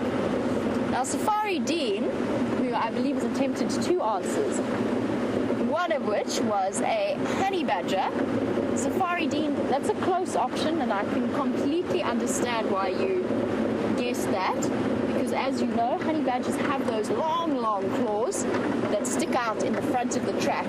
Very similar. Honey badger and a porcupine track are incredibly similar, and what's different about them is mainly the presence of those claws. But the claws don't lie flat in the sand, so they don't make those three long tracks that we saw before, and in fact only really touch at the tip, at their tips. So what I mean by that, and I think I'm going to find a nice sandy spot to pull over and just draw for you what I mean. I'll give you a bit of a demonstration. Honey badgers, though, you are on the right track in that they have three very prominently close together toes, and then two toes slightly off to the side, either side. But those three, I can understand where the guess about the honey badger came from. I'm looking for a nice patch of sand and a nice patch of light. There's an elephant there, though, so we won't be doing... Actually, we could maybe not. There's elephants all around me. I was going to do a sneaky tracking segment, but unfortunately... Not unfortunately, of course, I'm always happy to see elephants, but it does mean that I can't get out of the car and draw for you. Here we go. Lovely herd of elephants coming through. I wonder if this is the same female. Looks like it might be. I needed to turn, and we saw the other day right in this spot.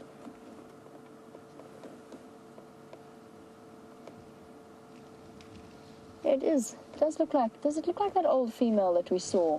I think it is. Slightly skewed tusks. I think it is her. The grandmother elephant. The one that's probably about, I guessed, somewhere in the region of 45 to 55 years old. Lovely old elephant. Can we put that tracking segment on hold, if you don't mind? Because I do want to be able to draw out the different tracks that people have guessed and just provide a bit of more of a clear explanation. Because it's not just a matter of getting the right answer, it's knowing why an answer is correct, which I think is always helpful. Hello, little one. I think this is the little male that came and gave us a bit of a head shake and a talking to the other afternoon as well. Brian, it was with you, hey? Yeah, it is the same herd. Exactly the same spot as well. It's fascinating. And I think this could well be the herd that we saw. We were sitting around the swimming pool this afternoon trying to cool off, and an entire herd came racing past the fence, and you could see their excitement. I know that Brent describes it as an elephant water walk.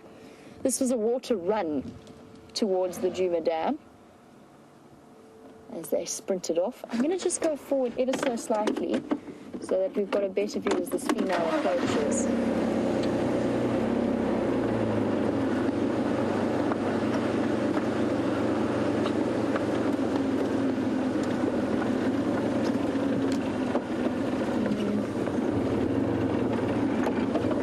All right, little one.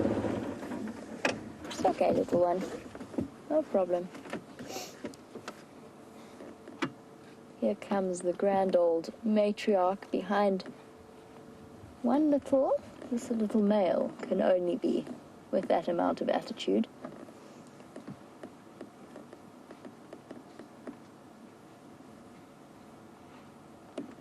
Oh, there's nothing like the feeling of peace. And there's a lot of babies in this herd.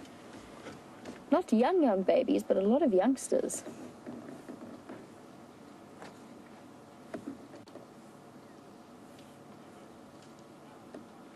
Awesome. 1, 2, 3.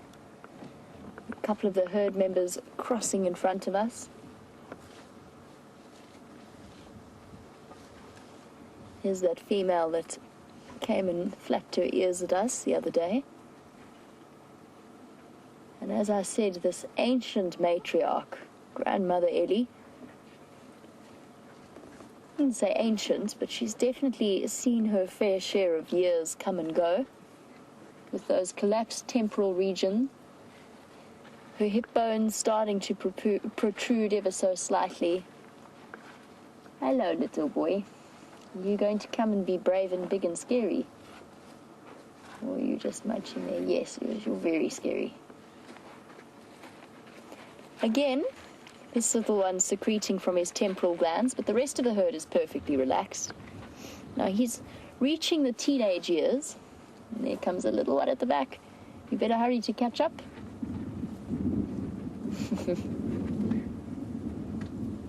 Hasn't got to the point of getting her tusks yet. I'm quite surprised by that, actually. She looks large enough. Might be a little tuskless elephant. There's a couple of tuskless herds wandering around. Sorry, it's a little boy. It's a little male calf. No sign of the tusks coming through. They usually are quite clearly visible at about 3 years of age.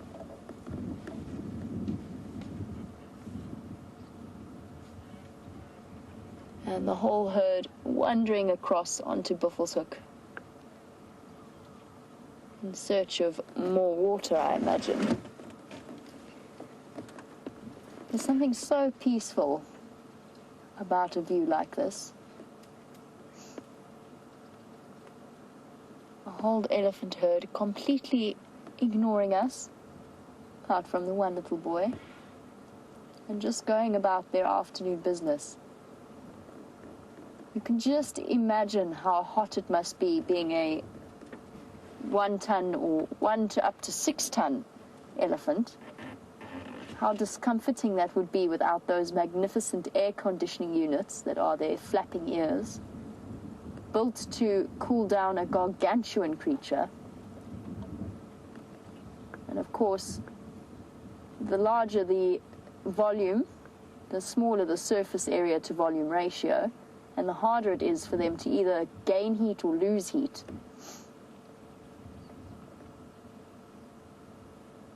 So for elephants, they need to have a constant cooling mechanism.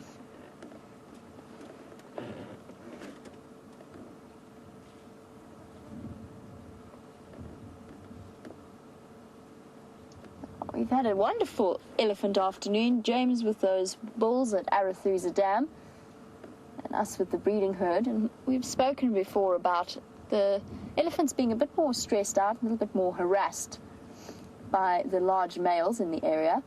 And Gerard was wondering, how often do we see male elephants fighting?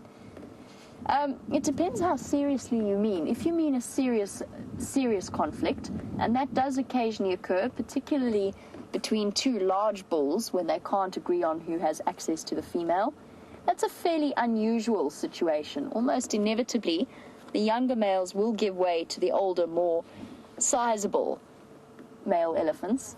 But if you happen to have, for example, one in must that refuses to back down, or two elephants of equal size, then you do get really serious fights that can actually end in death for one or both of the individuals concerned. Gerard, I haven't seen any while I've been here. I've only ever seen one serious clash between elephant bulls in my lifetime, and I think I was very fortunate to see it. Although perhaps I've just been working in the wrong areas. I think it's probably more common in areas such as Botswana, and probably further into the more open areas of the Kruger, where you get a lot of the large elephant bulls. You might have a better chance of seeing it. What is very common to see is a play fight between elephant males. Play fighting where they bash their tusks and their heads together, but without any real intention. It's basically just a little bit of a rumble to keep each other entertained and to practice for when they might need to use those skills. Just like a sparring competition.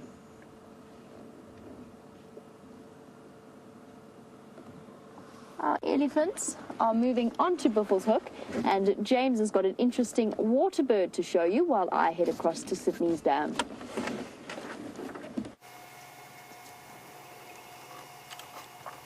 Well, yes, there is an interesting water bird, and I'll leave you to guess what is sitting in amongst the interesting water bird. That water bird is called a hammerkop, which means hammerhead, and it's called that way, Andrew, because its head looks like a hammer. That's why it's called a hammerhead. Yeah, you can see that. And what it's doing is very patiently waiting for a frog or a fish to go by, but I think a frog probably, sitting dead still, hoping that that little dribble of water... There, got him. What was that? A tiny fish. didn't see what that was. It was so fast. FC can slow-mo it. Yeah. Maybe Final Control can slow-mo and tell us what that was. Anyway, and amongst the Hamakop are lots and lots of buffalo bulls. And this is a very peaceful little scene here at a pan called Second Windmill Pan here at Arathusa. And lots of beautiful mud for the buffalo to wallow in. We've just had one rolling about with his legs stiff in the air. He looked again like Jerry doing some yoga. Well, she doesn't do it in the mud really, but you know, it looked like a pretty difficult pose to be striking. So we'll have to ask Jerry what that particular pose is called. And we've also had a number of woodland kingfishers around here. Lovely iridescent blue or halcyon blue shining in the sun that has finally set behind a bank of grey clouds. Mercifully, it is starting to get a bit cooler. Well, these bulls will happily drink this water. They will lie in it, they will go to the loo in it, and show no ill effects whatsoever. Sorry, I've just seen something very odd. Wait 1 second here. And it was the buffalo's tail. I thought it was a crab that was crawling down the back of the buffalo there, but it isn't. It is the buffalo's tail that is cunningly disguised in the shape of a crab. The other animal that was in here is a serrated hinged terrapin. We've seen a few of them kind of just sort of, what would they be described as doing? Not wallowing in the mud, but sort of scraping about in the mud, trying to find bits and pieces to eat, climbing on the buffalo when they can, but they're not really tolerated in the same way that hippo will tolerate them. There's one there. And another one popped its head up for a breathe.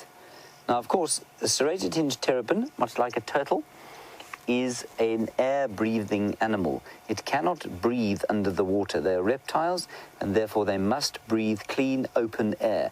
When they're under the water, they are holding their breath in exactly the same way that you are when you are having a swim under the water. So please remember that. Don't confuse them with amphibians like frogs or salamanders. Is that what I think it is? Last time no, it's not. Is it? It is. It's an old one. That is that's a woodland kingfisher. But in front of the woodland kingfisher, I think, was an old foam nest frog nest. Was it a leaf, Andrew? No, foam nest frog. It is. That's an old foam nest frog nest. Now, normally at this time of the year, every piece of puddle and water you've got is covered, or every overhanging branch over every piece of water we have is covered in these foam nests, which contain the grey tree frog and the eggs of the grey tree frog. And when they hatch, they eat away at the foam and then drop into the water. And the foam acts. There's a brilliant one, perfect. So that's an active one. You can see it's still quite moist. And the tadpoles will eat out of that once they hatch, drop into the water, and they're kept very safe from the elements in there and from predators. I think that foam is not particularly nice to predators. But this year, that's the first proper one I've seen. Really lovely sighting here of some buffalo, foam nest frogs, terrapins, hamakop, woodland kingfisher, and in the background, the sound of the grey hornbill. And one last thing I want to look at once we've looked at that buffalo, and if you wouldn't mind showing us this chap who's looking at us with a very imperious look on his face. He has obviously had his head covered in mud the whole day, and despite the fact that he's looking at us like a sober judge in a British courtroom, one cannot take him seriously covered in that amount of mud on his face. You can see his ears tell 1,000 stories of many years in the bush running through the thorns, trying to escape lions and fighting within the herd.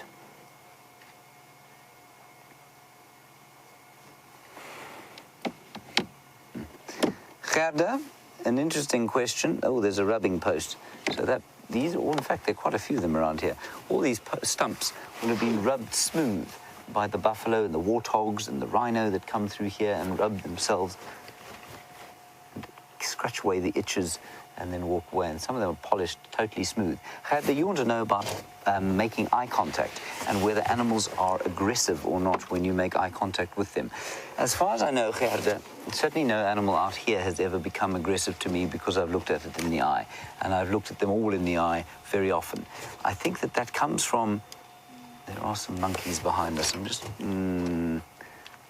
yeah, I'm just going to turn slightly, Gerda, while I'm answering your question. And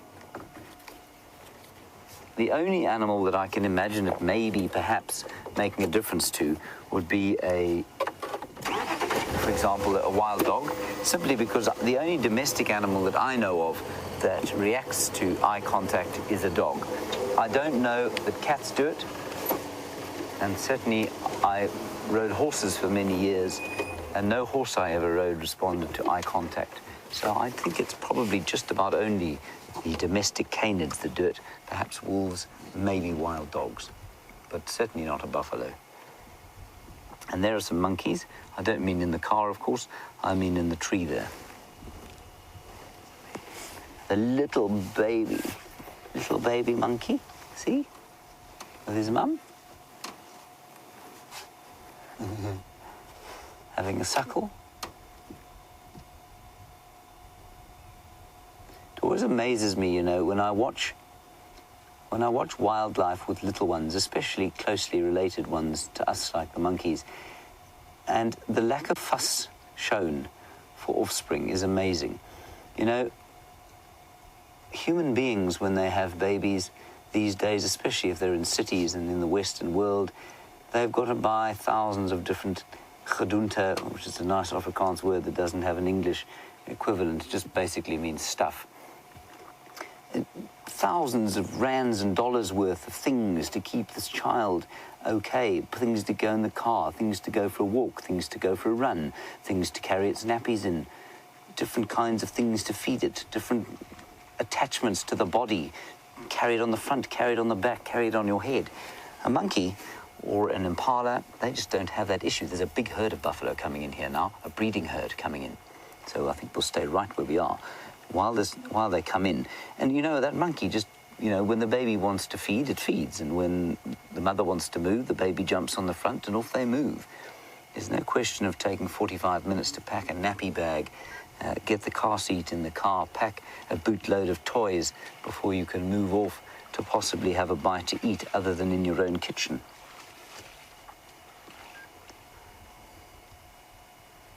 And I find that in the rural areas out here, it's very much the same. Babies fit in with the parents rather than the other way around. Hello, Rocky Knight.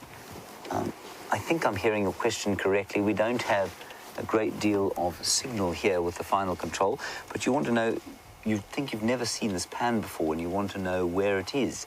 It's on Arethusa, the northwestern corner of Arethusa, or sort of central western Arethusa. Over the back of the pan there where those buffalo are standing is Elephant Plains.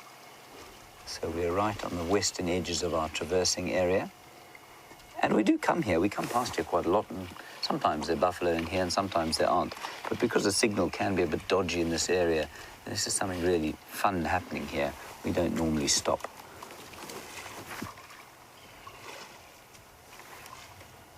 Very nice. Breeding herd thinking about coming to have a drink here.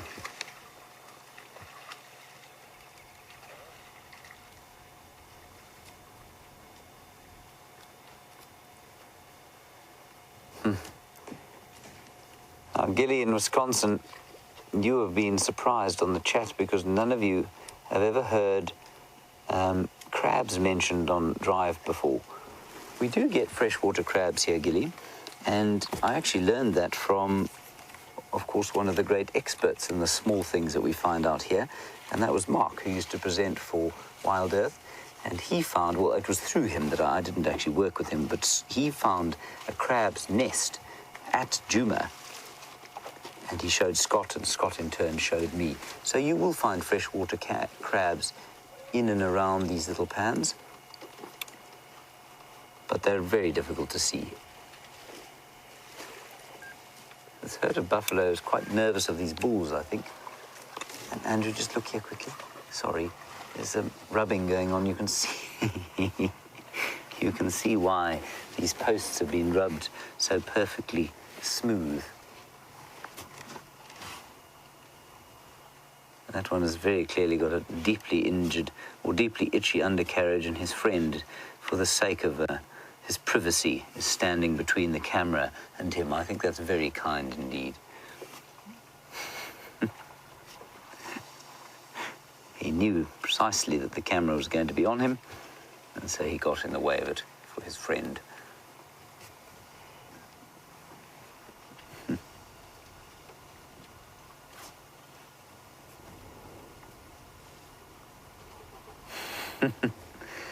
So it's a little herd of buffalo coming in here. It's not a big breeding herd.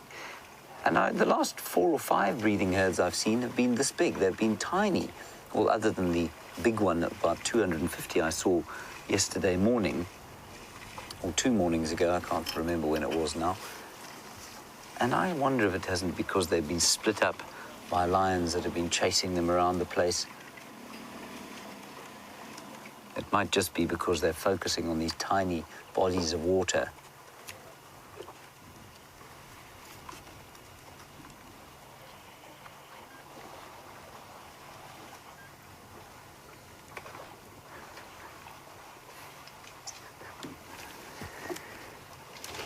Hello, Gracie.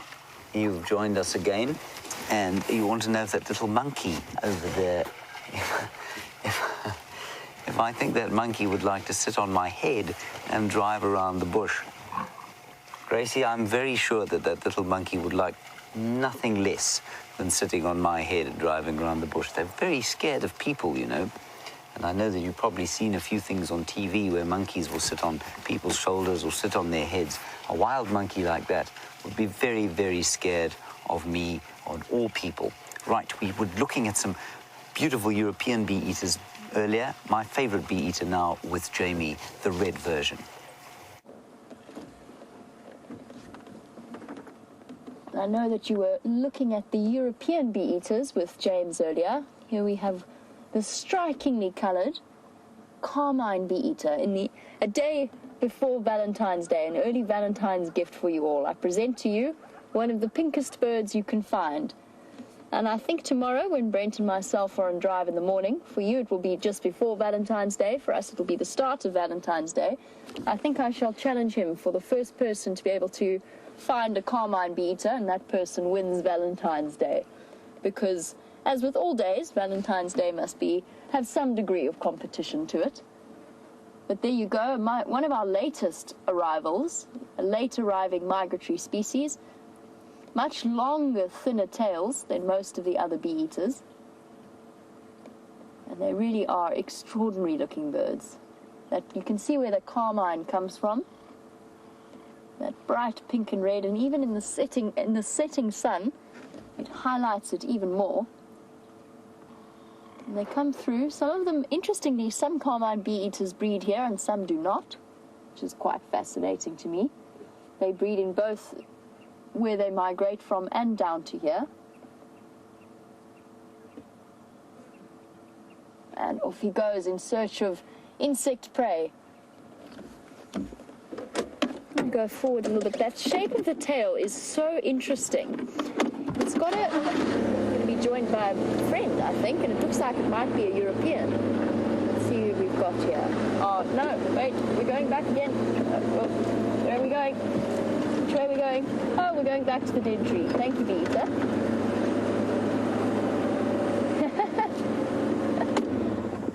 And back to the same branch. The joys of live wildlife filming, and particularly live bird filming. There's what looks to be a European bee-eater just below it, but it's unfortunately quite far behind the bushes, so you can't really get a good perspective. I wanted to try and show you the comparison between the two and give you an idea of the scale. But carmine bee-eaters have the most fascinating tails. They've got a sort of a normal length bird tail, and then from the middle of it projects 1 or 2 or about 3 long spindly feathers, giving it that long tail tip. It's a really interesting shape, and it's a wonderful way that they've evolved to, I can only guess, at increased maneuverability. I'm attempting to dig through a combination of Brent and myself's. There we go, that's what I was looking for. Attempting to find the bird book so that I can show you a closer picture of what it is I meant by the shape of that tail.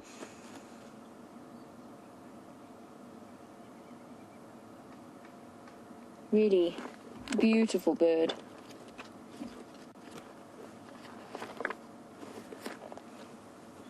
Oh wow, look at it in that sun.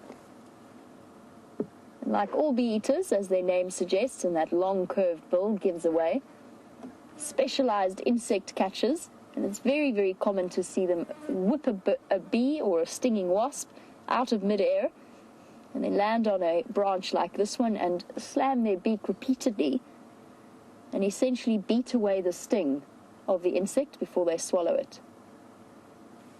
One of those bird species that would nest in the holes like the ones we pointed out right at the very start of the drive.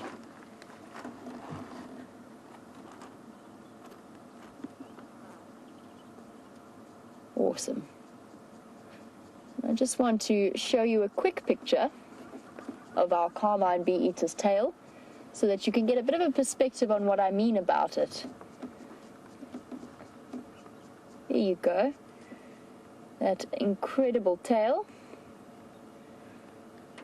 You can see what I mean. It's got that normal length to almost a V type approach to it. I'm going to try and move my hand so that I can get more sun on the picture. Oh, I don't think it's going to work. There we go. That works a little bit better. There you go. And then those spindly spine at the back. And not all of the bee eaters have that. Some of them have the very traditional approach to it. So, for example, if we compare it to one of our other bird bee eater species, like the, let's say, for example, the little bee eater has a little forked tail. It's fascinating how they all have different shapes.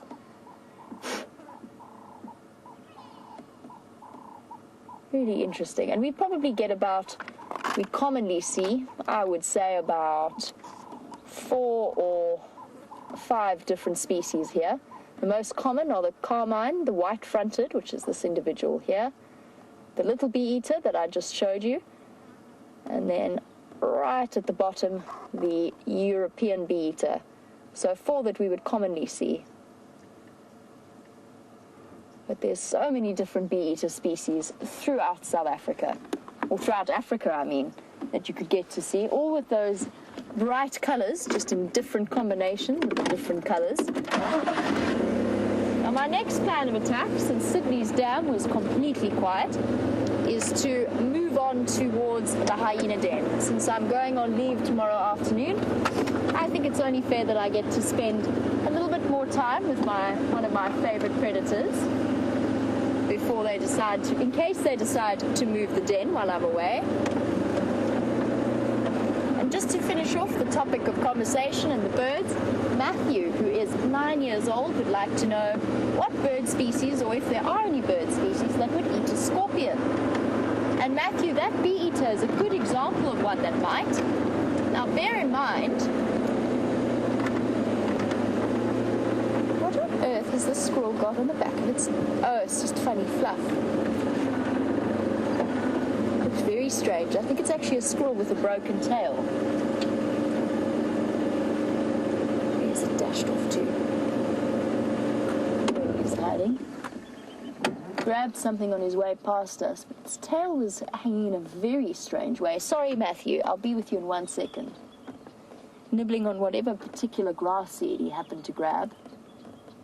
Well done, Brian, for finding him. But back to Matthew, Matthew, 9 years old, who's asked the question about birds that eat scorpions. Bear in mind, Matthew, that some scorpions only grow to about this big. So from my thumb to my forefinger in length, and really, really skinny, like little twig skinny. So a bee eater like that could happily catch one if it was able to find one under bark, for example, or around the trees. Some of the biggest species of scorpions, the big ones with the large stings, they could well be targeted by even something like a hornbill, like lilac-breasted rollers or purple rollers, European rollers, all of the roller family are also well adapted. They've got those big, thick, strong beaks that they can grab scorpions up with and sort of beat away the sting before the scorpion can sting them. And of course, Matthew's absolutely right. There's got to be a technique to catching scorpions because they can sting and they've got venom. A lot of the birds will grab them by that venomous pin or by the venomous sting in their tail and rip it away from the rest of the body of the scorpion, thus essentially disabling them or disabling the sting, and then continue on to munch them and swallow them down. But we get a whole load of different scorpions belonging to different families. Now, the biggest of those, or the scariest of those, for some people, is the Parabuthus, the Buthidae family. And those are the scorpions, as we've repeated many times before, those are the scorpions that you need to watch out for. If a scorpion has a thick tail and thin pincers, those are the ones you want to watch for. And brilliantly, Brian, is this the one that was at DRC by any chance? How amazing is that? Brian's very kindly handed me a picture of one of the most deadly types of scorpion, a Parabuthus scorpion. In our bathroom. And there you go, Brian telling us that it was in your bathroom. Where was it in the bathroom, Brian? By the shower. By the shower. So for all of those members of the DRC, which is the camp in which most of the team lives, that is a very scary individual. Now, to give you a bit of a perspective of scale, Brian, how big would you have said that guy was? About the size of my hand? Maybe a little bit smaller? Yeah, about a little bit smaller. A little bit smaller than my hand. So this is a sort of a real size picture of this scorpion. You see those thin pincers?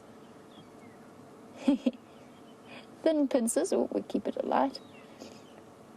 So essentially, you know that this is not a scorpion that relies upon its pincers for catching its prey. And then that thick, dark, threatening tail with the sting in it. And interestingly, Parabuthus scorpions are also capable of spraying venom. So not only can they sting you and get you with that barb, that pointed barb that you can see there resting across the tail. This is brilliant. Thank you, Brian. This is exactly what we needed to show them. But they can also eject it at a distance. Now, that being said, it's not like a Mozambican spitting cobra that has fantastic accuracy. It will battle to be able to reach your eyes. In fact, it would probably really only spray your knees. But an awesome picture of a scorpion's anatomy, the forelegs, the fused cephalothorax, the head and the thorax fused together, and then those adapted pedipalps that extend up as pincers in front of its head. They're fascinating creatures, scorpions. They really, really are. You can actually even see I think there's a water drop from the shower on the tip of its tail there. That looks like a water drop to me. So, members of the DRC, beware. That is lurking in the bathroom. Now, for human beings, in terms of threat level of that scorpion, it's fairly threatening, and I think that if you are particularly allergic to bee stings or any kind of insect stings, you might struggle a little bit more in your reaction to it. However, for the most part, a healthy adult isn't going to be threatened by it. You will feel horrible. You might end up in hospital, and you feel a little bit like you are dizzy, vomiting, very anxious feeling. So some of that venom is neurotoxic. So your heart starts to palpitate and stress due to the increase of adrenaline and the effect that it's having on your synapses, firing away. That being said, now that I've scared you all half to death and put the terror of Parabuthus scorpions into you, I've never had a serious encounter with a scorpion. I have been stung by them before, not Parabuthus. I have lived many years in the bush, and I've never struggled with them. The chances of encountering them and actually getting stung are next to nothing as long as you're cautious. Check the shower curtains. Brian is providing a wealth of scorpion knowledge. I'm just going to move into the shade before I show you Brian's next picture of a slightly less harmful scorpion. This was outside the bathroom. This was outside the bathroom, says Brian. Ladies in final control, are you enjoying our scorpion demonstration? This is, as you can see, in the sand outside. There you can see a lovely difference. Brian really providing some awesome pictures this afternoon. The ladies in final control are not impressed and may not ever shower again. But we have the very large pincers here and the much reduced tail, but there's still a little bit of venom in this particular individual. I'm not completely wrong. I'm fairly certain this is a Opisthocampus. Oof, that's a tongue twister and a half. Glabrifrons. Glabrifrons. There we go.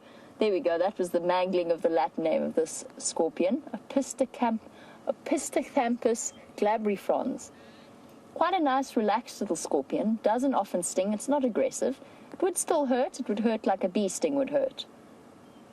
You can see how different the coloration is, and that in turn gives you a bit of a clue as to its habitat. But you've got a nice front-on view. You can see the mandibles of the jaw and the forward-facing eyes. Interesting creatures, scorpions. I think they're absolutely fascinating. And we very regularly catch them and remove them. Advice for wary travelers that maybe are feeling a bit nervous after this. First of all, scorpion stings are very unusual. Secondly, check before you grab something. They're nocturnal. Most of the species are nocturnal, so nighttime is when you need to be most concerned. So wear closed shoes, always carry a torch, and just check the crevices where you think they like dark, hidden places, except for that Parabuthus in the scorpion that apparently enjoyed the shower curtain. But you never know. Here you go, Brian. I'm going to pass that back to you.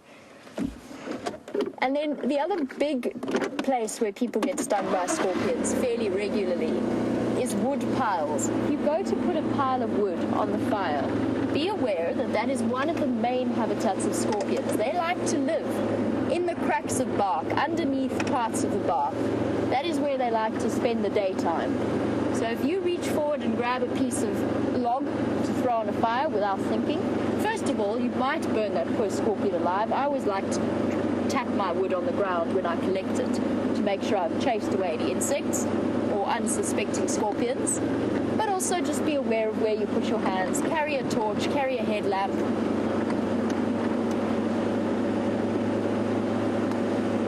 Oh my goodness, and after all of this, I had completely forgotten about the wonderful tracks that I saw. In fact, I don't even think that I've given you the right answer yet. I've told you what it's not. I haven't told you what it is. Now, the lights got a little bit tricky, but I'm going to tell you that Dylan, Julia, and Safari Dean, let's see if I can find a nice way to position us so that we can get this light patch of dirt on the camera, or the patch of dusty road where the sun is shining. How's that, Brian? Can we zoom in there? Perfect. Thank you. I'm going to grab a stick and I'm going to give you a demonstration. But before I do, well done to Dylan, Julia, and Safari Dean. It was indeed an aardvark. I'm just going to have a look and see if we can draw this out for you a little bit. It's a bit far away. Let me see what I can do. Do you think it's going to show through at this angle, Brian? Yeah. It will. Cool. Oh, elephant somewhere. So, a little bit of a tracking lesson. This was an aardvark. 3 claws, showing really clearly, nice and thick. And then the scrape mark that I spoke about before was its tail, moving along with its foot and moving over the top of the track. So that was its tail. An animal that I know the tracks of very well, but have yet to manage to see. Safari Dean came close as well with the honey badger guess. Honey badgers have toes that go like this. 1, 2, 3, and then 2 little ones on the side. And then the claw marks, instead of doing that flattened version of what an aardvark looks like, they just tap a distance away from the toes themselves, and then the back pad falls here. This is a giant honey badger. It's the biggest honey badger the world has ever seen, because my artistic talent is perhaps not up to scratch. But the claws just fall about, I would say about an inch away from where the track actually is. So you don't get that flat of the 3 claws. And just to go back to the hippo, our track was about, this is a rough sketch of our track. That was about as big as our track was, with the little front track here. A hippo would be, there you go, the world's best impression of a hippo track anywhere ever seen ever. My artistic skills coming through, that's about as big as a hippo track would be. I think I'm going to have everyone fooled. Next time somebody drives down this road, they're going to take one look at those tracks and go, my goodness, a honey badger and an aardvark and a hippo were walking down the road together. Totally imperceptible. I would never have known it wasn't actually a hippo that made that track. Looks like a child's drawing from this perspective. I don't know, Brian, how you managed to hold back the laughter. Well, they didn't really hire me for my artistic skills as far as I know. And as I leave my wonderful impression of my artistic version of my artistic interpretation of the tracks that animals leave, I'm going to make my way across the hyena den. In the meantime, let's find out what James is up to. We have turned off the main road onto Uyatela now, rough patch of the road, and we are now heading for Sydney's Dam, hoping, of course, that we're going to see a great big pack of wild dogs coursing across the plains after a hapless herd of impala. At the moment, there is nothing but a drought-stricken land in front of us. We didn't see anything else on Arathusa. We didn't spend too much time there, but it was a very pleasant diversion onto that property for much of the afternoon. It feels like, I know we've only got about 45 minutes left of the drive, but it feels like it's much longer because it's still so bright. There's no kind of dimming in the light, because off to the west there, you can see my face is now bathed in a beautiful golden hue.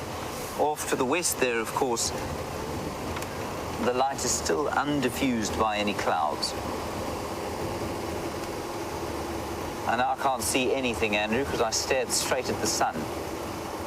Silly man, James. I'm seeing spots. I'm seeing spots, Andrew. Tell me if I go wrong. Going wrong, James. Oh, dear.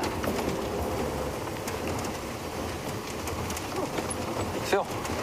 Goodness gracious, that was close.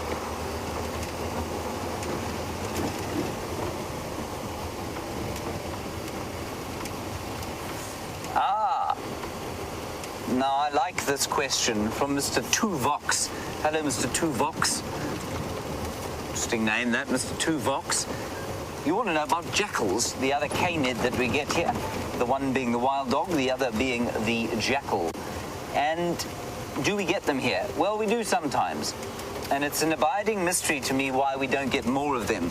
Where I used to work at Ngala, which is only about 50 kilometers north of us here, similar vegetation type, very similar kind of geology of the area, but we used to have a black-backed jackal pair in every single clearing. So you'd come through a clearing like this, and there'd definitely be a black-backed jackal pair or two living in a clearing like this. Here, not at all. Sometimes we get side-striped jackals, which are slightly different. They're much more solitary. They do live in pairs, but they forage on their own, and they look a little bit like a sort of small wolf, if you like. They don't behave like wolves at all. They eat quite a lot of fruit. But we do get them every so often, but not often at all. I mean, I think I've seen 3 or 4 here in the last year or so. And often at night. I think it's probably got a lot to do with the fact that they are largely nocturnal animals, especially in the presence of pressure from other predators. And there is quite a lot of pressure from other predators in this area, lots of hyenas around at night, and you probably find that they therefore move around at night rather than in the day, where they're more obvious. Unlike that diker who thinks he's hiding from me, but I've spotted him. Ah, there you are. Can you see him, Andrew? Yes. You see, he thought he had got me. He thought he'd got one over on me, he did, but he hasn't. His little wet nose. Now he's a bit worried. He thinks maybe we've spotted him. He's thinking about moving. Oh, just warming up. There we go. Just in case we've seen him, he's leaving.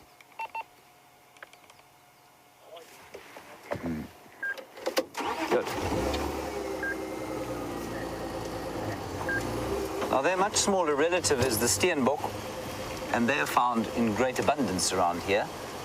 In great abundance, you don't see them in big herds like you do in Impala, but there are lots of them.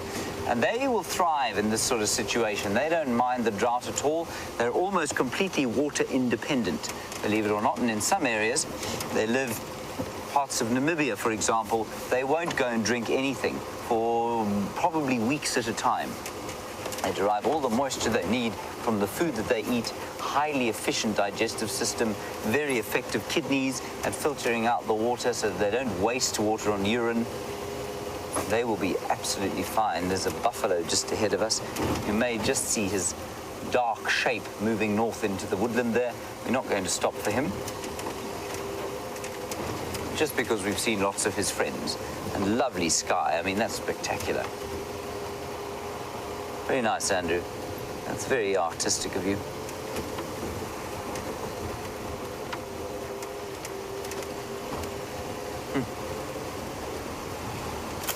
Now we're going up a road called Impala Road, which is on the western fringes of Djuma, and we're about to come out into another clearing. And again, Mr. Tuvox, the clearing that we're going to come out to now, I mean, I was very used to, when I first started guiding, finding always a pair of black-backed jackals in a clearing like this.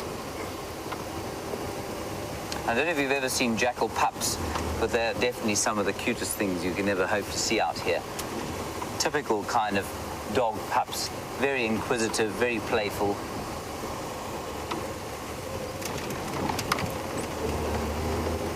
And not much in the way of wild dog pups this year, yet.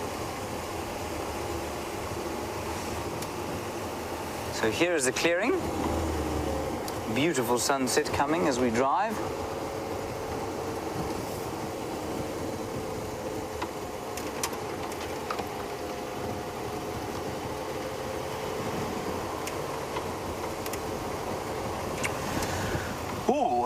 Kristen in North Carolina, you want to know what the highest animal in the food chain is and would they be threatened by any other animal?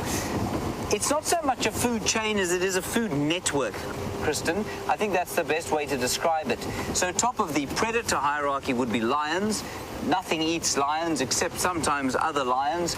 Would they be afraid, however, of other animals? Yes, they would. They'd be afraid of elephants, definitely. They'd be afraid of human beings. We would be, I suppose, considered the top of the food chain in that we are the most dominant predator out here. Are we afraid of anything? Yes, definitely. We'll get out of the way of buffalo if we are not suitably protected. Likewise, elephants, and likewise, lions. Would elephants be afraid of anything? No, elephants are not generally afraid of much. They will chase lions and hyenas away, especially if they've got little ones around them. Even wild dogs they will chase away. We don't really know why they bothered to do something like that, but they do it all the time. And they would, I suppose you could call them the top of the food chain. They're the largest, least threatened animals out here. Thank you, Kristen. So nice to have the heat slowly diffusing as the sun sets, but I think we're in for another pretty hot night, and we're in for 2 more very hot days before we get a little bit of cool.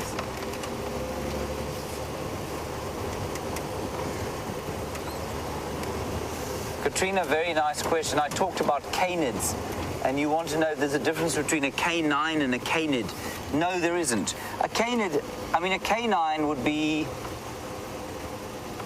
I'm not sure exactly how to describe it. So Canidae is the family that all the dogs come from. They come from the Canidae, and you would therefore call the canids, any member of that family you would call a canid. I suppose you could call it a canine. There probably isn't a difference. I know most recently, remember, we used to talk about hominids, and now we talk about hominids and hominins. And there is a difference there. For example, a hominid, the blanket family is the Hominidae, and that would include all the great apes, including the chimpanzees and gorillas and gibbons and orangutans. I think they're in the same family. And then the hominins would be our very close relatives. So most of the extinct bipedal ancestors that we have, and I think chimpanzees are also possibly connected to that subfamily called the Homininae. But I don't think there's any difference between a canid and a canine. You could certainly use them interchangeably, and I don't think anybody would give you trouble or refuse to serve you a drink at a bar, for example, were you to use the term canine instead of canid. And the only two we get out here, of course, are the jackals and the wild dogs.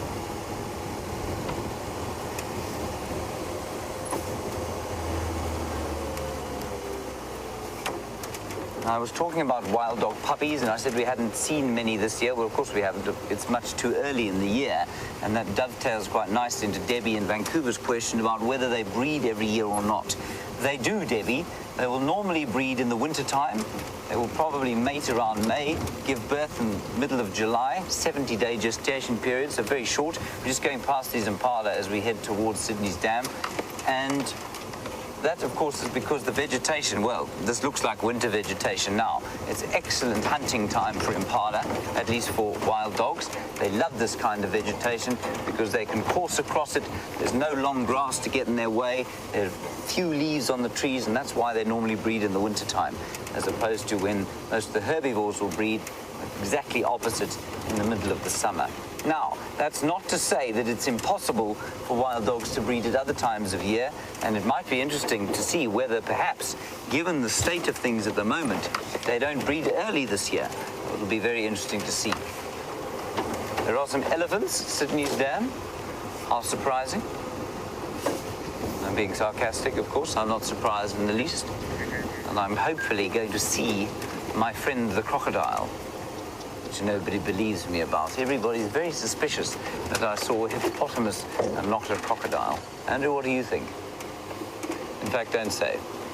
Just keep quiet and film. There is a herd of buffalo moving off. And I'll just stop down here where we can get a good view of the crocodile. There we have 3 elephants and the buffalo left at the waterhole.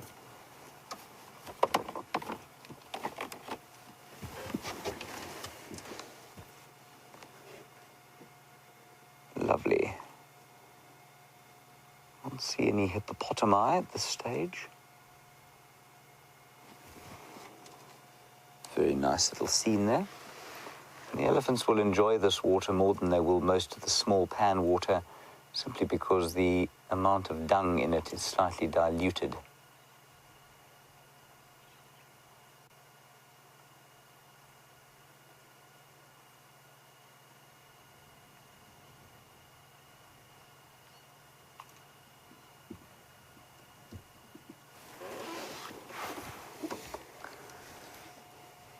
We've seen some bull elephants having a few wars of late, pushing each other around the place, especially at the water. Young ones being disciplined by older ones. And Donna, you want to know if females ever have fights. I've never seen a serious fight between 2 cows, Donna. I have seen them pushing each other around a little bit, but generally they tend to be much more civilized than the males. So I would say probably not, Donna, no, not too much. Yeah, that bull is just chasing the buffalo. They become very territorial about their water at times. I'm scanning the surface of the water for a floating log.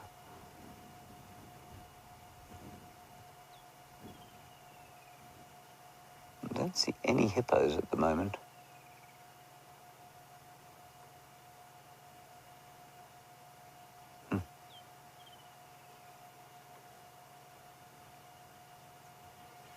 Right, now, at the beginning of the drive, it was very hot, and I described the scene there, and I asked you to send through 3 words about what you felt and how the sort of scene was making you feel. And we're just going to have a look at the sunset, and while we do that, what I would like you to do is think about 3 more words now, and I'll just describe the scene to you. It's much cooler. Probably dropped about 7 or 8 degrees Celsius. The sun has set. The sky has gone from that washed out kind of pale blue to a much deeper, more gentle blue color, and that lovely sort of pale lemon yellow has touched the sky. So perhaps send through another 3 words describing how this might make you feel. I'm just going to be quiet for another 10 seconds. Let's just listen.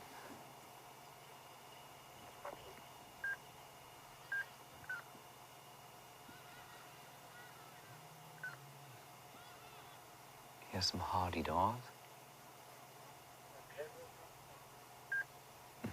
So in fact, no, you can't have 3 words this time. Send through 1 word, #SafariLIVE, questions at wildearth.tv, and let's see if the impressions that we had from this early this afternoon in the blazing heat have changed now as the subtlety of the evening comes to the fore. Andrew, can you get here? Oh, nasty little wasp. That was a spider hunting wasp, and it seemed to have either found its own burrow, here it comes again,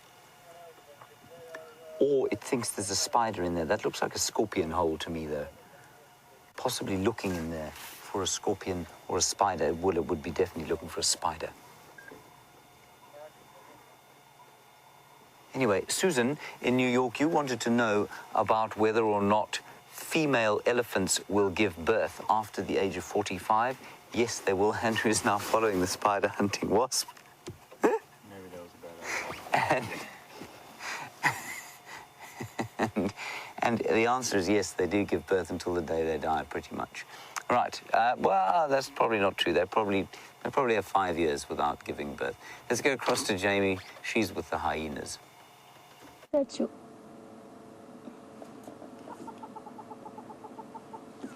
Arrived in my personal happy place, which is the hyena den on Mvubu Road.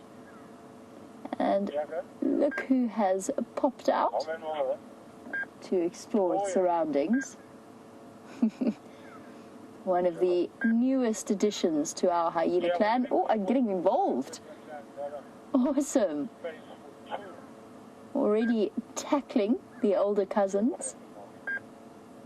The cubs of the matriarch showing her spirit in terms of, there's going to be squeals. This is where, with toddlers, there would be tears. Oh, ouch. And that cannot be all that pleasant. Got it by the ears, as instinct tells hyenas to do. And those sharp puppy teeth. Oh, managed to escape. Well done, little one. Well, you did pick that fight. You're going to have to learn to choose battles that you know you can win in life, and that definitely isn't one of them. And as far as I can tell, Madam isn't here. So the mother of the youngest cub isn't here. I'm fairly certain. I can't see for absolute sure, but that looks like Pretty to me. So the young cubs... What did you just steal? You naughty little thing. Stolen away from one of the older cubs. Now, as our regular viewers know, hyena cubs inherit the status of their mother. And these new little brown cubs that haven't even got their spots yet, as far as we can tell, are the cubs of the highest ranking female. Oh, had it done. The cubs of the highest ranking female. They've inherited her status within the hyena clan, and therefore her attitude as well. And already a clear difference in the behavior between the one twin and the other. I'm fairly certain that's Pretty. It doesn't look scruffy enough to be Madam, the matriarch. Pretty being the mother of the oldest of the newer cubs.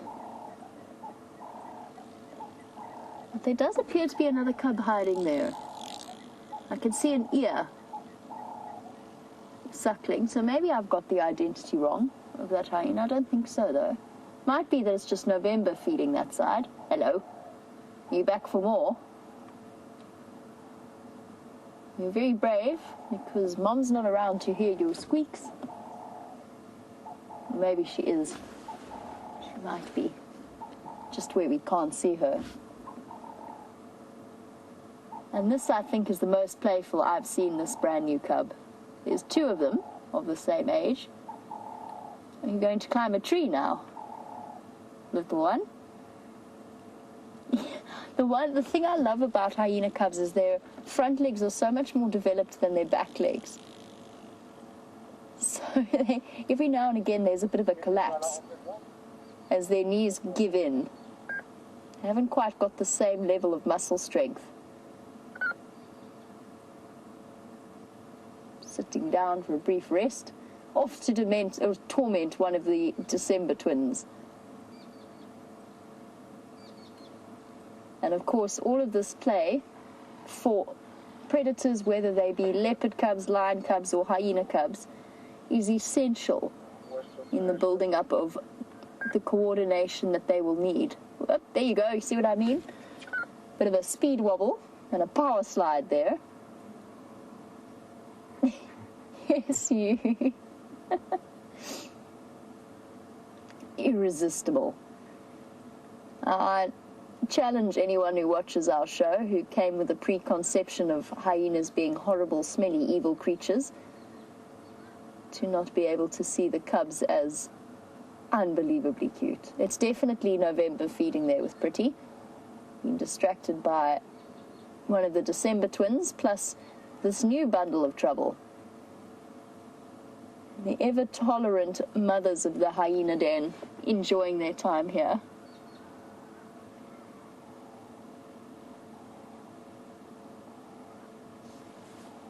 Now, our little one dashed across to this patch of tree, and Diane wanted to know what was hanging from that tree, and I can see what you mean. It does look very pink. That dangly bit, Diane, it's a piece of bark. The reason it is so red in color is that it comes from a knobthorn tree, which has high levels of tannins and a particularly pink cambium layer. Ooh, there's going to be... You know when you watch toddlers playing or little children playing and you wait for the moment where you know there's going to be tears? This is how this fight is going to go. There's going to be much squealing. There's the one holding its own, though.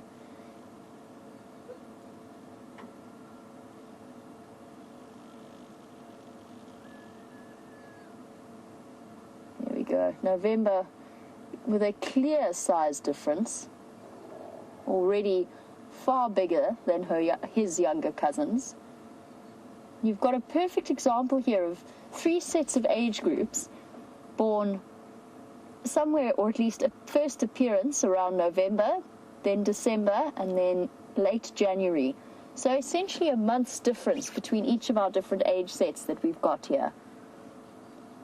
Fascinating to observe how rapidly they grow. We get to sit with them every day, so we don't really realize. Hard to believe that just 3 or so, or 4 or so months ago, November was the same size as this little creature, wandering around. Yes, I'm talking about you.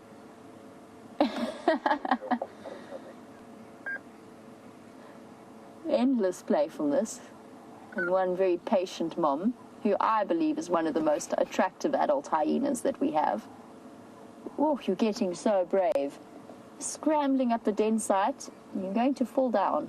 I promise you. You are going to fall down. But as I said, the bold little cub is the cub of the matriarchs. And James Taylor's asked a very good question, which is basically continuing on with our question about the inherited status of the cubs. He's asked, are there different statuses per age group? And the answer is generally yes. Female cubs, older female cubs of the matriarch will have a more dominant status and a more dominant presence than the younger cubs of the matriarch, if that makes sense. So they inherit their mom's status.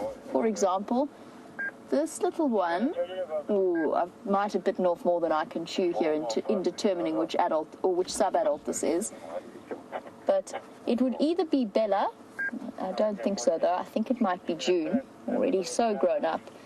But it could be Bella, who is the oldest son of the matriarch, which would put him fairly high ranking and would probably put him above if she has male cubs, but not if she has female cubs. So males always lower ranking than females.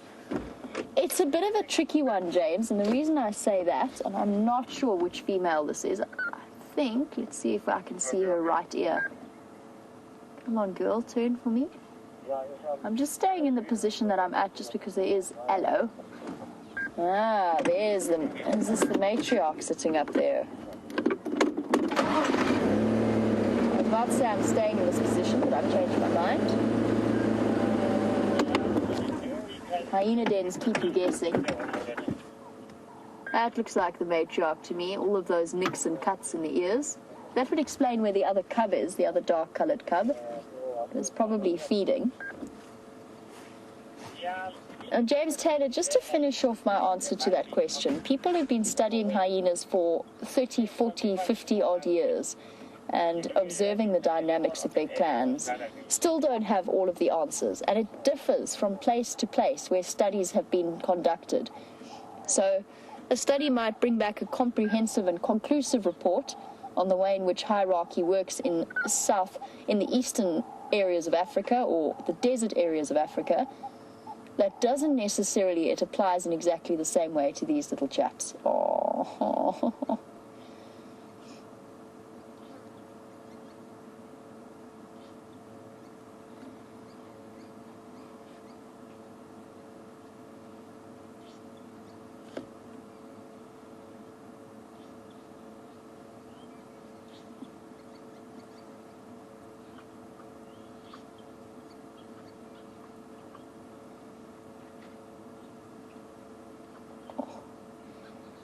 Making little squealing sounds. The typical squealing of a cub. Now, this hyena den is the perfect place to come and watch interactions occurring between the different clan members. And Carla, who's watching in Holland, who's clearly been to Africa before, parked up at a hyena den for an hour once and counted up to 26 individual hyenas of all ages and wanted to know, hop, skip, you better go back to Mummy. There's the other cub, sitting with the matriarch, suckling. This other little one on a mission, though. Carla, you wanted to know if seeing 26 hyenas, was this an unusually large clan or a large sighting, or is it fairly normal? And the answer is it's fairly normal. It depends on where you were in Africa. If it was in the Kruger Park, so essentially the same ecosystem, the same area that we're in, it would be a fairly standard size for a hyena clan. I know the clan on Elephant Plains is exceptionally large. Its numbers about 30-odd hyenas strong. Look how brave this hyena cub's being. That's awesome. It's definitely the most action I've seen, nibbling away on the sticks around the den site, exploring its new world with its powerful jaws. And there's Mom, giving us a happy upside-down smile, a matriarch's grin. Your babies are doing very well, Mommy. As we do have another vehicle in the sighting, so I'm going to need to reposition ever so slightly so that they can get a good view as well. I'm just going to wait until his engine goes off. I prefer to have one engine on at a time in a sighting such as this. How's it, Yuri? How are you? And while I reposition and make sure that the other vehicle can get a nice view, let's pop over and find out what James is up to. We left Sydney's dam and we came down to quarantine clearings under the assumption that there would be great teeming herds of animals here. And slightly eerie silence, to be honest. Oh, there's a duiker. Good grief, look at that, Andrew. Our second duiker today.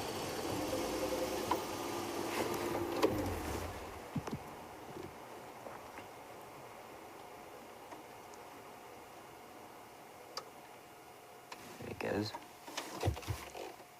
I love the little unicorn tuft of hair that the females have, and I'm sure it's an element of disguise in order to make predators think that they have a long, spiky thing on the top of their heads, when in actual fact it's just a little tuft of hair. She's the big one. They're substantially larger than the males.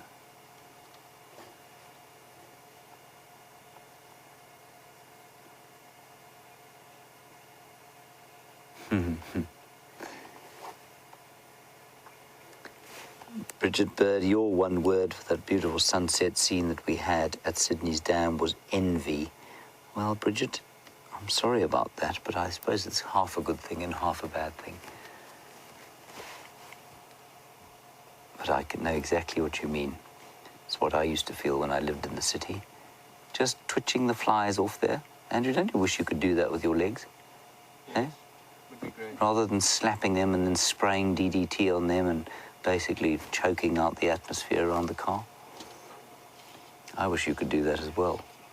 Or if they had a tail, that would be nice. A tail.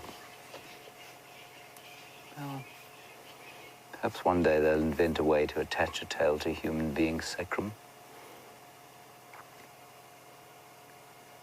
She's a really nice specimen, that. So I was saying they are bigger than the males.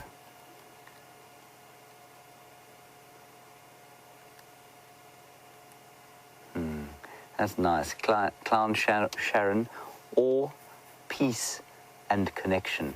I like that connection. That's great.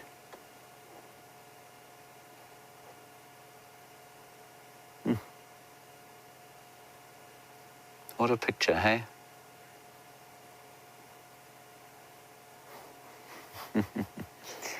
And little Gracie, aged 8, your word.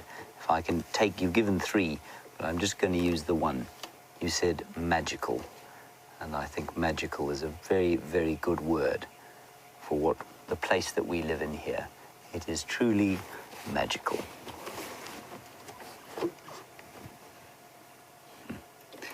Okay, we're just going to ease our way around quarantine here. I don't think we're going to go anywhere else at a great speed. We don't have much time left.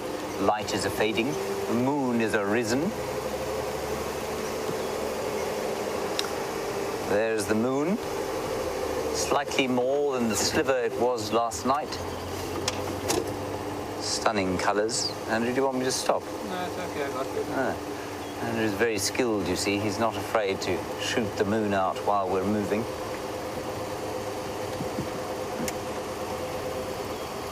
Interesting that there are no animals here, or no antelope, or impala, nyala. I'm just wondering if they haven't got wind of the doggies coming this way, but I don't think they have. We go past the fireside chat spot.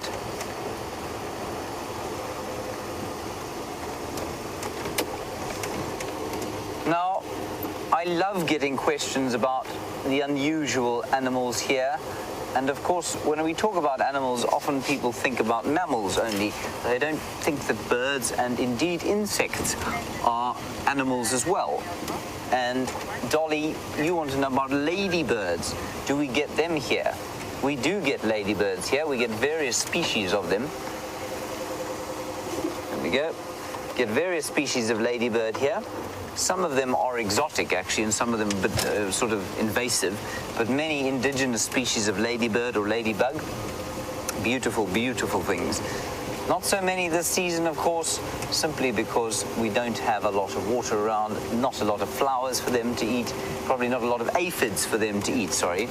And the aphids, of course, are going to be a dearth of them because we don't have too much in the way of new green shoots and flowers. I'm going to go down to the Djuma Dam pan quickly. Have a look there. I can smell the wafting of Tandagila's cooking floating out over quarantine clearings. I think we're having a barbecue of sorts this evening, or braai. That smells delicious. Now, this fellow here was here 2 nights ago, and Brian and I came past.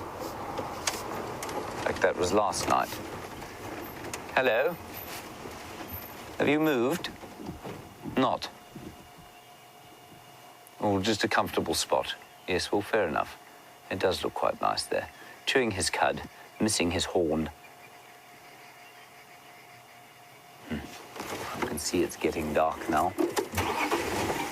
Leave him.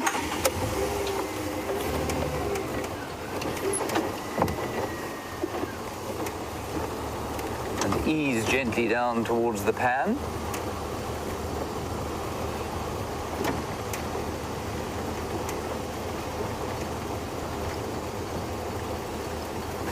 Oh, Kristen, you were wondering if hippopotami, which we're probably about to see here in the Djuma Dam pan, are dangerous. Are they dangerous?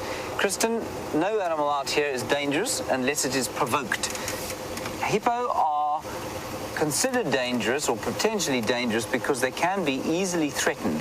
They can get very nervous if you get between them and the water. If they feel like they cannot get to the water that is their home, where they feel safe and unthreatened, then they can be dangerous. they certainly do cause a bit of damage to people around the continent because, you know, almost unwittingly, people get between them and the water. Now, you want to know what makes them dangerous? Well, some enormous canine teeth make them dangerous. I mean, some of them have got teeth like that. And I mean, they will do tremendous damage to you or to anybody if the hippo should have a bite at you. But in a vehicle, no, not so much, and they're absolutely fine in a car. They're not going to come and attack the vehicle, and certainly we'd be safe enough to either get out of the way or just stand our ground. There he is, speaking of him. And our hippo, like this, of course, is in what we call suboptimal habitat. He's not in very good habitat for him. He'd much rather be in a flowing river and clean water around other hippos, but because things are so marginal at the moment, things are so dry, these pans are all going to be occupied normally by hippo. I was surprised not to see one there in that second windmill pan that we were at on Arathusa. But I went past a pan today on Cheetah Plains, about the same size as this, and sure as nuts, there were 2 hippo in there, trying to eke out a living in this drought. And tremendously peaceful. We can hear the last calls of the bird's day now. We can hear some francolins, a couple of blacksmith lapwings, the ubiquitous woodland kingfisher every so often, and a white-browed scrub robin calling his last for the day.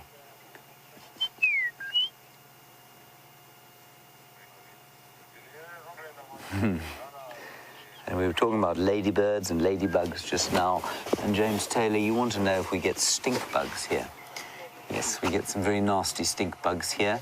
Some of the shield bug variety, which have a truly offensive smell to them. They're not that common, but what we do get is these little black stink bugs.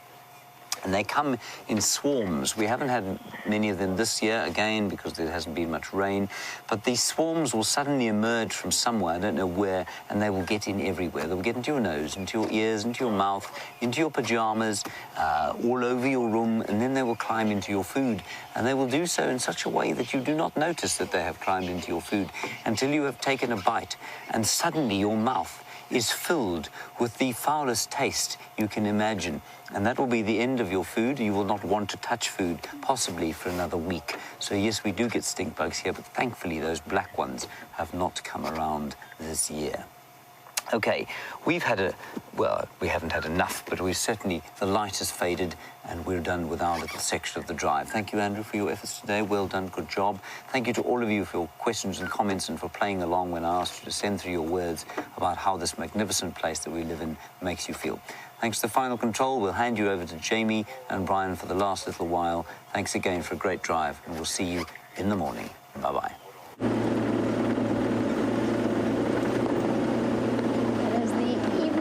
To a close on another stunning African day. I think the slight, even if it is slight, drop in temperature comes as a relief to all of us. I left the hyena den because it's got to the point now where unfortunately the days are getting shorter and the light just isn't holding out long enough for us to finish off our sunset safaris there. As our regular viewers know, we don't shine spotlights on the young cubs, that's our policy, and around the den site, just to not add that extra level of distraction and stimulation to their lives. Most of the nocturnal animals, once they are old enough, you can actually spotlight, you can put lights on them. But with youngsters, all of the guides are very, very careful about the level of interference that we have. They don't have quite the same level of experience that the adults do in terms of being on alert and dealing with any kind of potential threats. So we don't want to add to their distraction. But that was an awesome sighting with that little cub. I think that's the most active I've seen them since they first popped their noses out of that den site about a month ago. Exciting stuff and exciting times lie ahead. And we learn so much about hyenas. I feel as though I learn something about them every time I see them. And I think, given that I go on leave and tomorrow's my last drive before a couple of days break, I think I might even plan to start the sunrise safari there tomorrow morning. That, of course, is entirely dependent on how the day itself goes and what's going to happen. And as you know, we cannot plan ahead. Who knows who might come wandering in. Tingana could come up from the south, Karula could come in from the east, and all manner of lions could come wandering in from any direction. It's the joys of live safaris, and you'll just have to tune in to find out exactly what the day will have in store for all of us. A big thank you to Brian for all of his fantastic camera work.